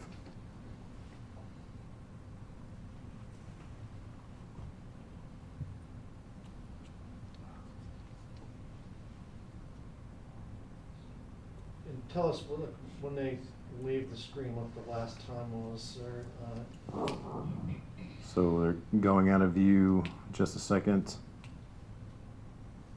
So 10:59. Right at 10:59 is when they go out of view. looks like there might be one more. So this is just the view of the subway, getting a good shot of Bradley Renfro coming out here, heading out towards the gas pumps. That's at 10:55. Now, in terms of appearance, is that the same way Bradley Renfro looked when you had contact with them during the investigation? Yes. In terms of his size and the type of clothes he wore, Yes. and wearing glasses? Yes. Thank you. If you should have you have a seat.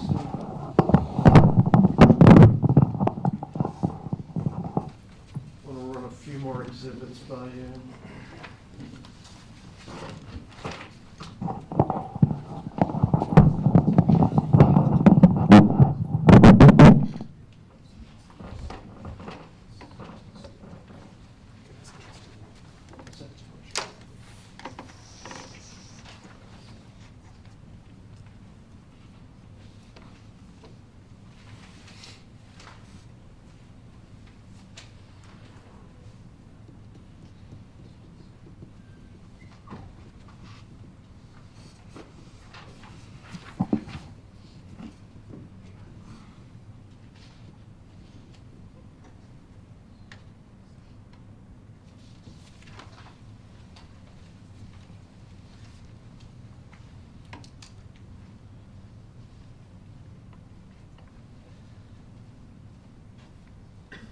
Turning your attention to state's proposed exhibit number 129, can you tell us what that is?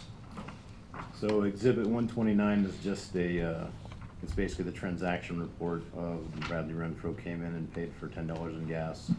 Like I said before, it shows that he paid with the 20 and got $10 in change.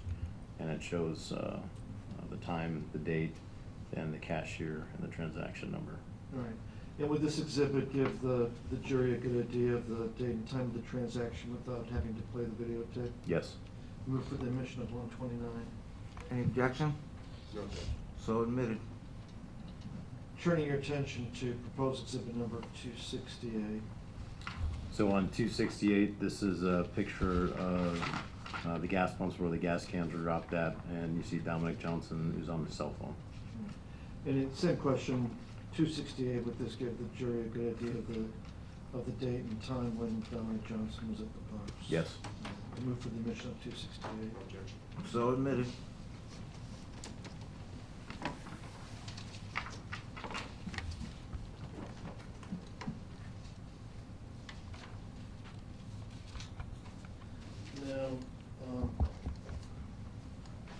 turning your attention to State's proposed exhibit number 300.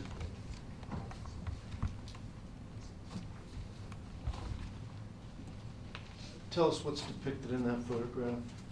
So in Exhibit 300 is a picture of Bradley Renfro entering the gas station on 11/13/2016 at 10:54. That's where the subway entrance is located at. And same question as before, would this exhibit give the jury a good idea of the date and time when this defendant entered the Holiday gas station? Yes. As well as a good idea of the way he physically appeared in the clothes he was wearing on the 13th at that time? Yes. Okay, move for the admission of 300. Any objection? So admitted.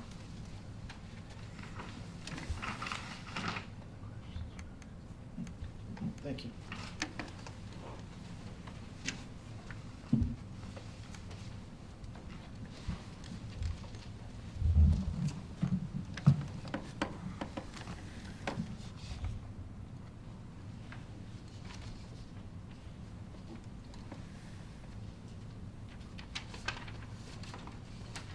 Okay, cross-examination. Morning, Mr. Guy. Morning. Just have a couple of questions for you.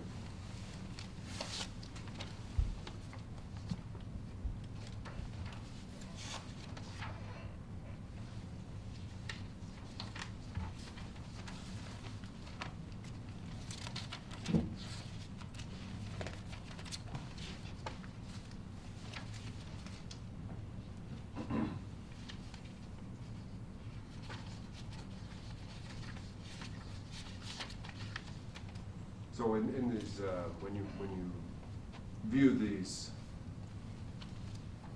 gas station videos, a couple of questions on that. You notice Bradley Renfro wearing a blue bandana, blue clothing? I don't see a bandana on. Looks like a kind of a bluish gray shirt though. And in these videos, you see Bradley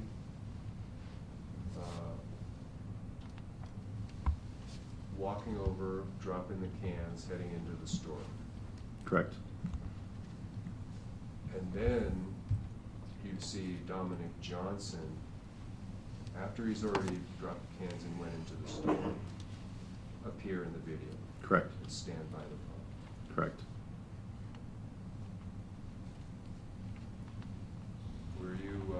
Are you aware of any of the other investigators reaching any kind of impression or conclusion why they sent Bradley into the store? Just Bradley, Dominic Johnson's not in the store videos, is he? No, it's Dominic Johnson was just on the outside, and then Bradley was the one that went in. And then while Bradley's in the store, Dominic Johnson then appears and walks up to the pump and just stands there on his phone, is that right? Correct. Do you have any knowledge from this investigation why he did that? No. Thank you. Any redirect? Nope. Thank you, sir. You can be released on your subpoena. Thank you. Free to go.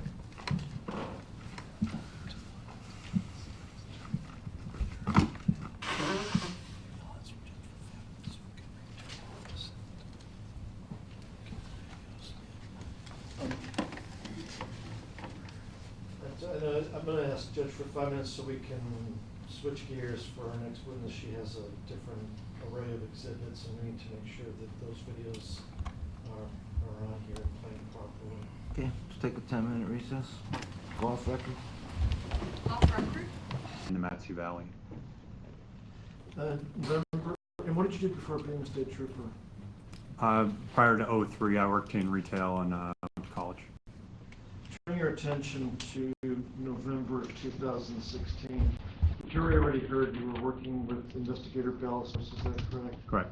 So I'm not going to go over the stuff that I covered with him. but I will ask you some other questions, but I will just breeze through the parts that he covered where you were with him, but nonetheless, we have to start someplace. On November 15th, did you, along with Investigator Ballesteros, start assisting in the investigation into the disappearance and the death of David Grunwald? Yes, And you were working in which unit at that time? I was in the Mat 2 drug unit. And is it fair to say that because you're a trooper with the drug unit, you're not limited only to investigating drug cases? That's correct. We work on all manner of felony crimes in addition to drug cases. Now, turning your attention to November 21st, the McCormick interview was covered by Investigator Ballesteros and the video at the TESOL. Did you also go to MTR on that day? Yes, I did. What was the purpose to go to Matanuska Towing and Recovery? The Deputy Fire Marshal's office was examining the Bronco, and so I just went there to see if they found anything of interest. All right.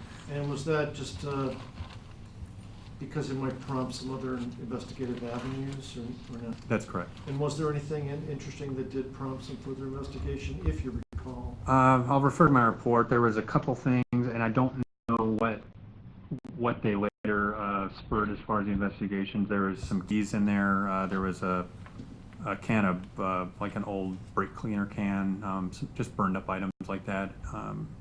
To my knowledge, there was nothing that came of those items, but whether they're significant later or not, I don't know. And there was lab people processing. Are you talking about the Bronco, right? Correct. Okay. And then November, you had contact with Alyssa Bledsoe, is that correct? I did. And how did you know to contact her? I believe Sergeant Wigson asked that I contact her. I'll refer my report again, and I did write that on November 23rd, Sergeant Wigson asked me to follow up with her, and so I went and did that. And are you the one that got the search warrant to follow the whereabouts of phone number 907-521-4273? Yes, Okay. And is that because of the information you received from Mr. McCormick? that's correct, because we knew that phone had called the cab that night. All right.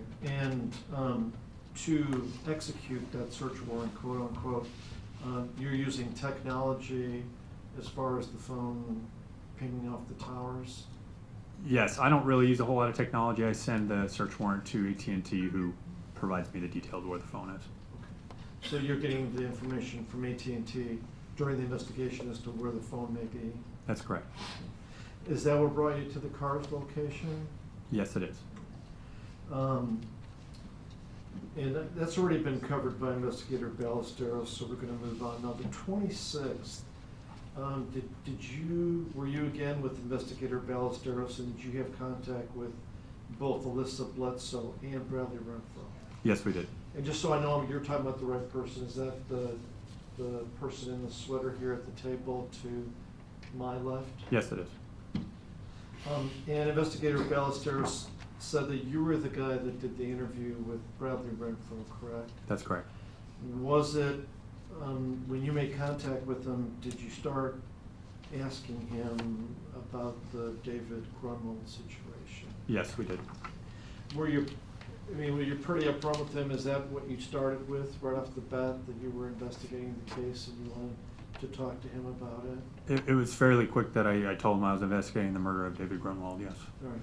And because it's 1:10, and because we usually finish at 1:30, and because we have a recording with this, I just want to ask you some questions of your impressions of the interview, and then we'll probably not have enough time to play it today, but we'll probably play it tomorrow or the next trial day. But your interview, was it in a car? Was it in a parking lot of cars? Was that cars? What can you tell us about that? The interview took place in my truck by the side of Bogart Road. And the defendant, well, he wasn't under arrest at that time, is that correct? That's correct. And then he left after the interview? Yes, he did.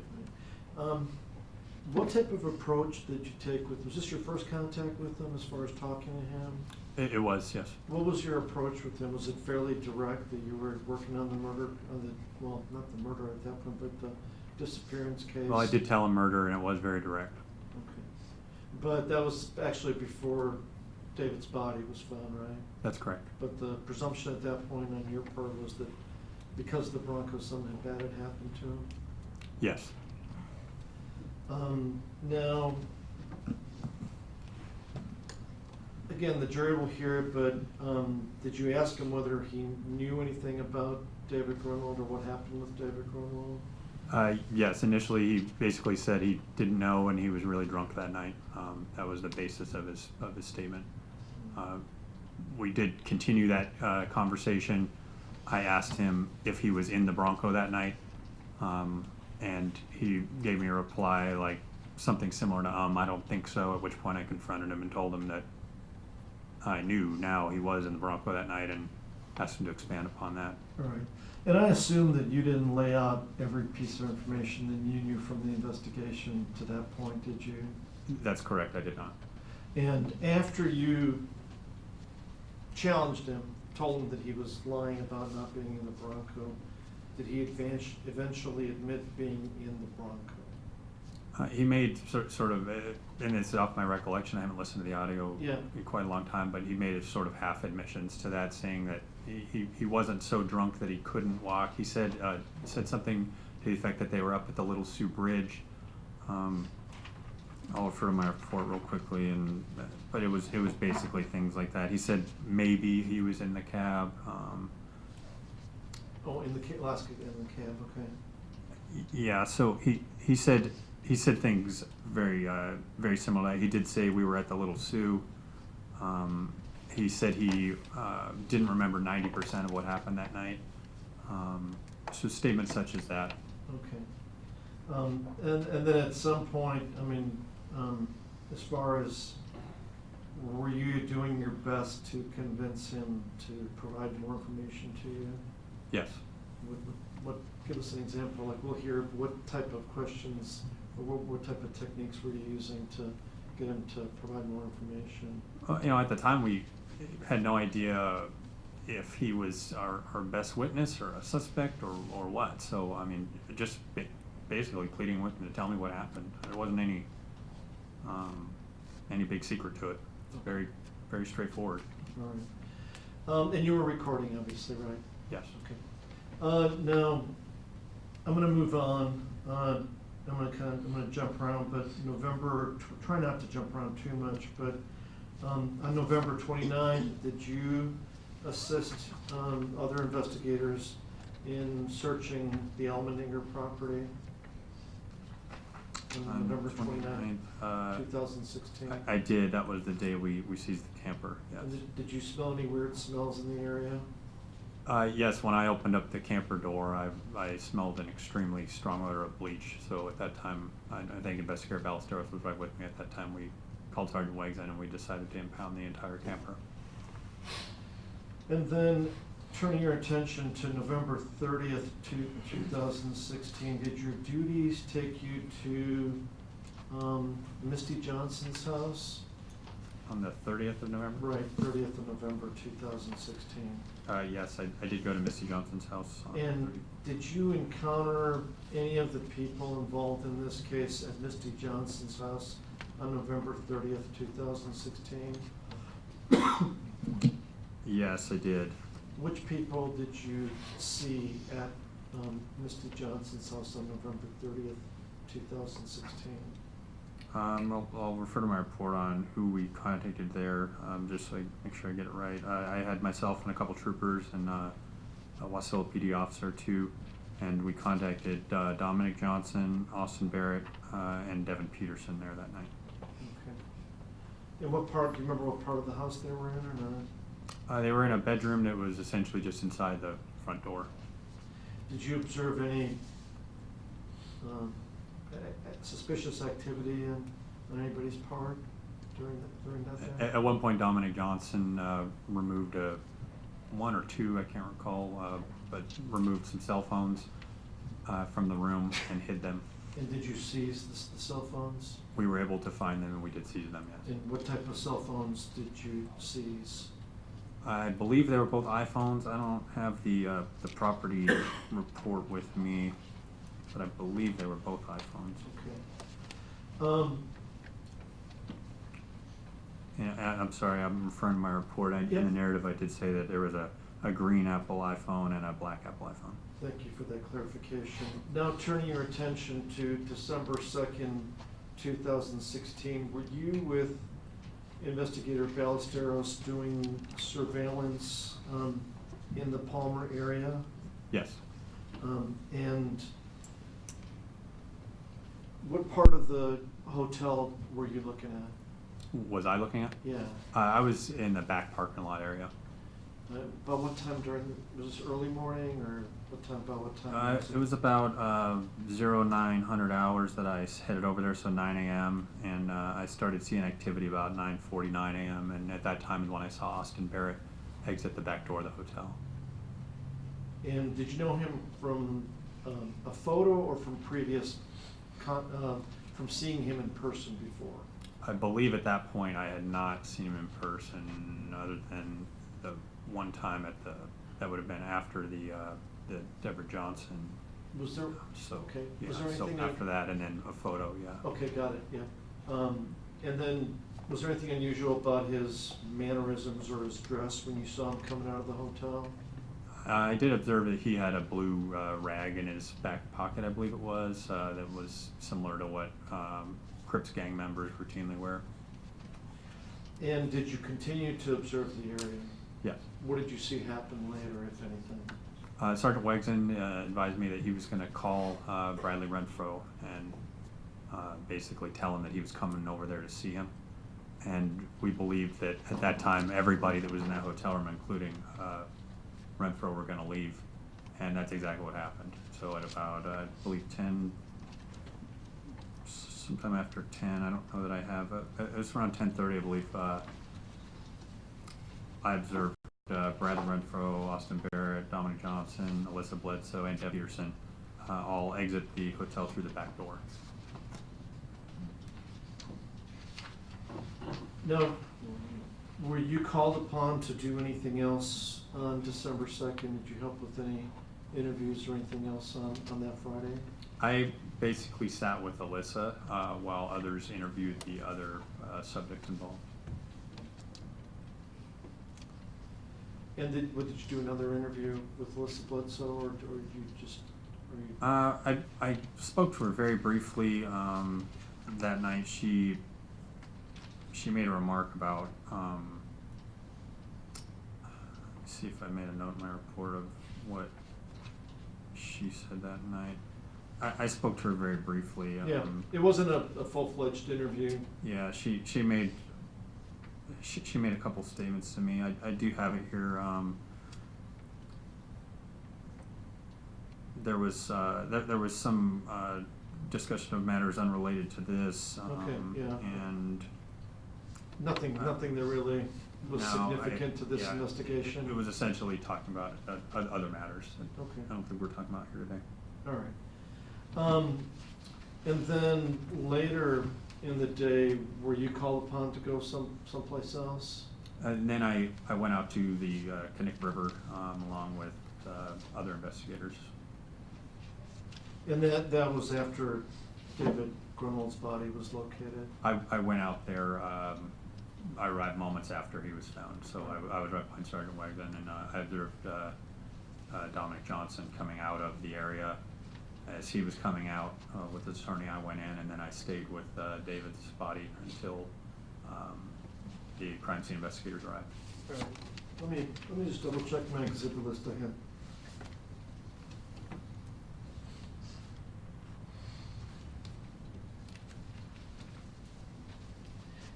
Getting back to this tape, you recorded it with a digital recorder? Recorded what, sir? The tape, going back to the interview of Bradley Renfro on the 26th, you recorded it? Yes. And did you verify that the recording was a legible recording? Yes, I've listened to at least parts of it, but it was a couple, maybe a year or two ago. But, And instead of me asking more questions about what you said and what he said, would the recording be the best evidence of that particular interview? yes. All right. Thank you. Okay, cross-examination, sir?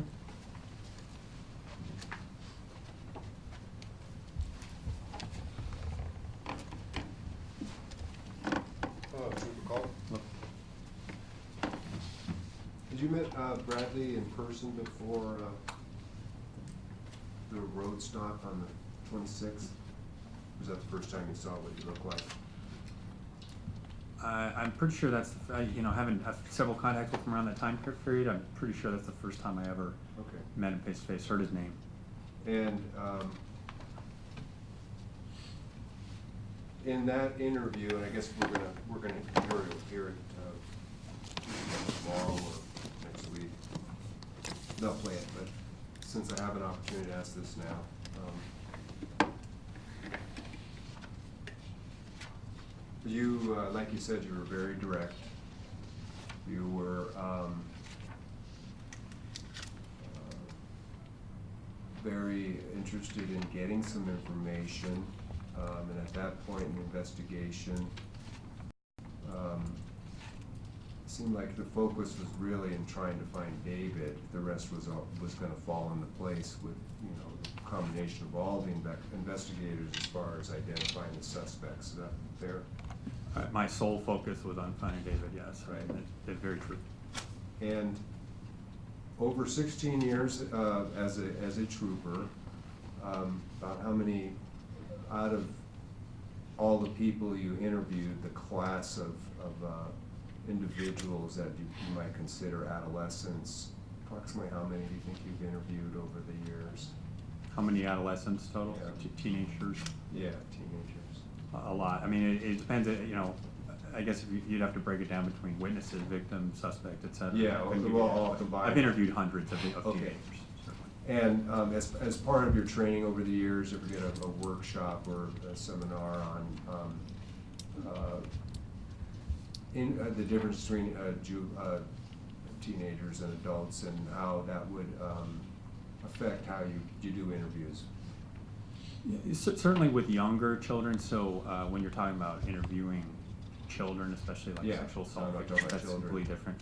Yeah. Teenagers are, of course, a different animal. I think everybody Sure. knows that, but Right. I don't know that there's as many differences as there are with children. So with respect to interviewing teenagers, interviewing a 16-year-old can be the same as an adult, or it Yeah. can be totally different. It depends. Somewhere in Interviewing a between. 4-year-old is completely different. Somewhere in between?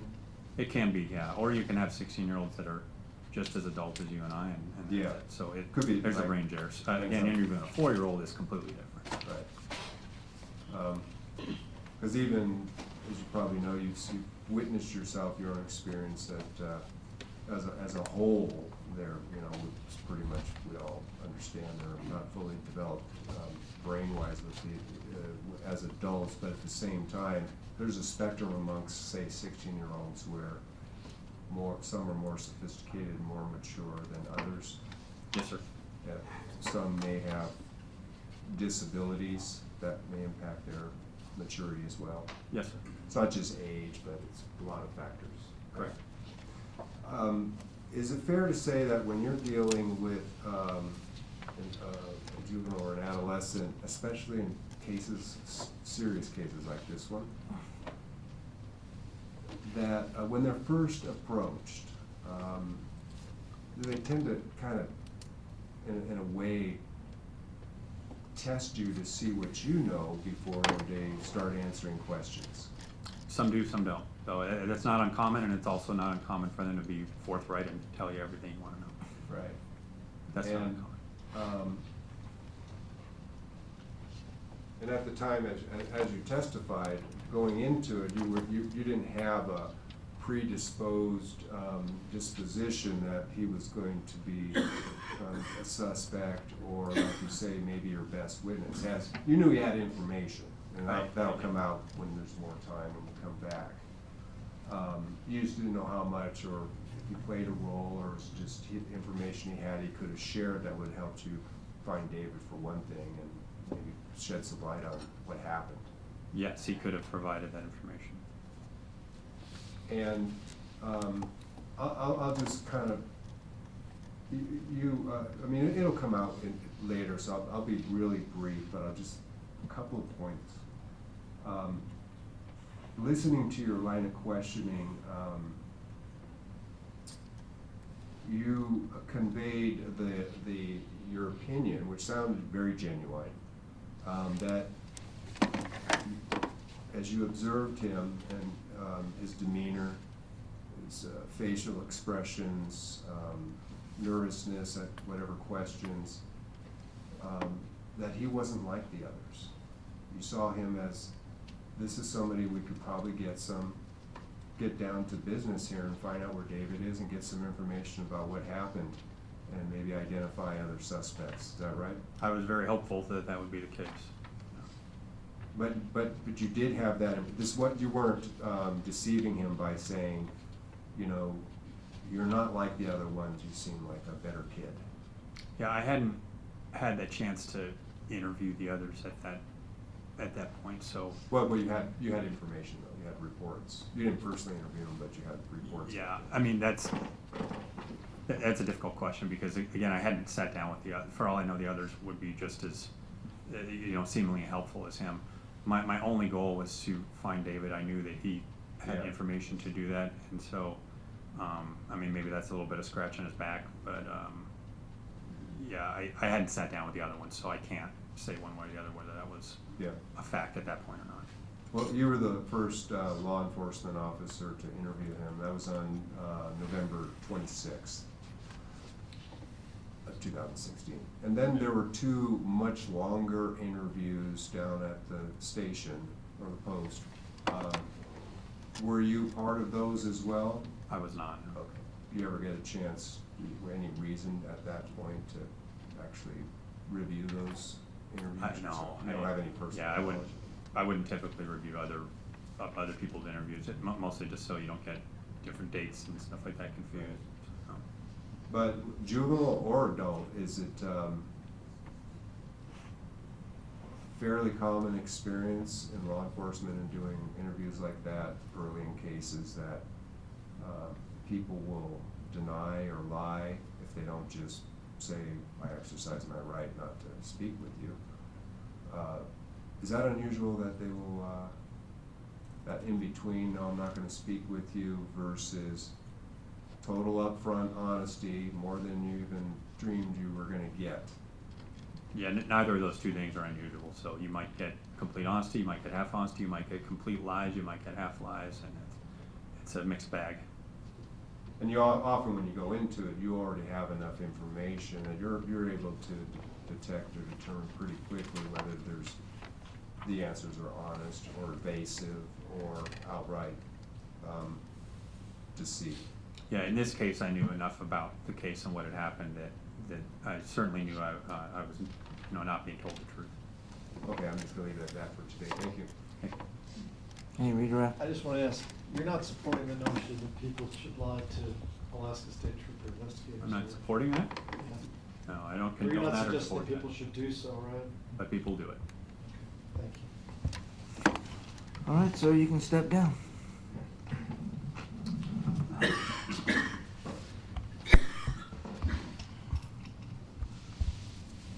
So, parties want to come up?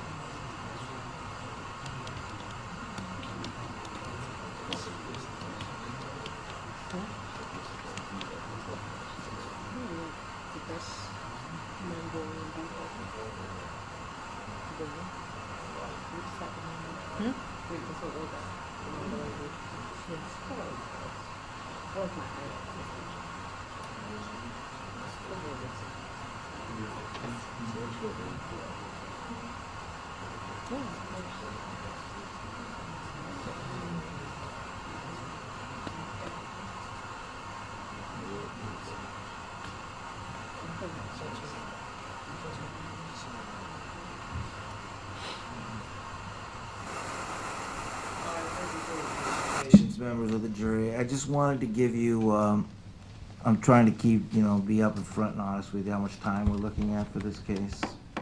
So, it's the court's opinion, talking to the parties, that we'll probably begin deliberations sometime the week of the 23rd, okay?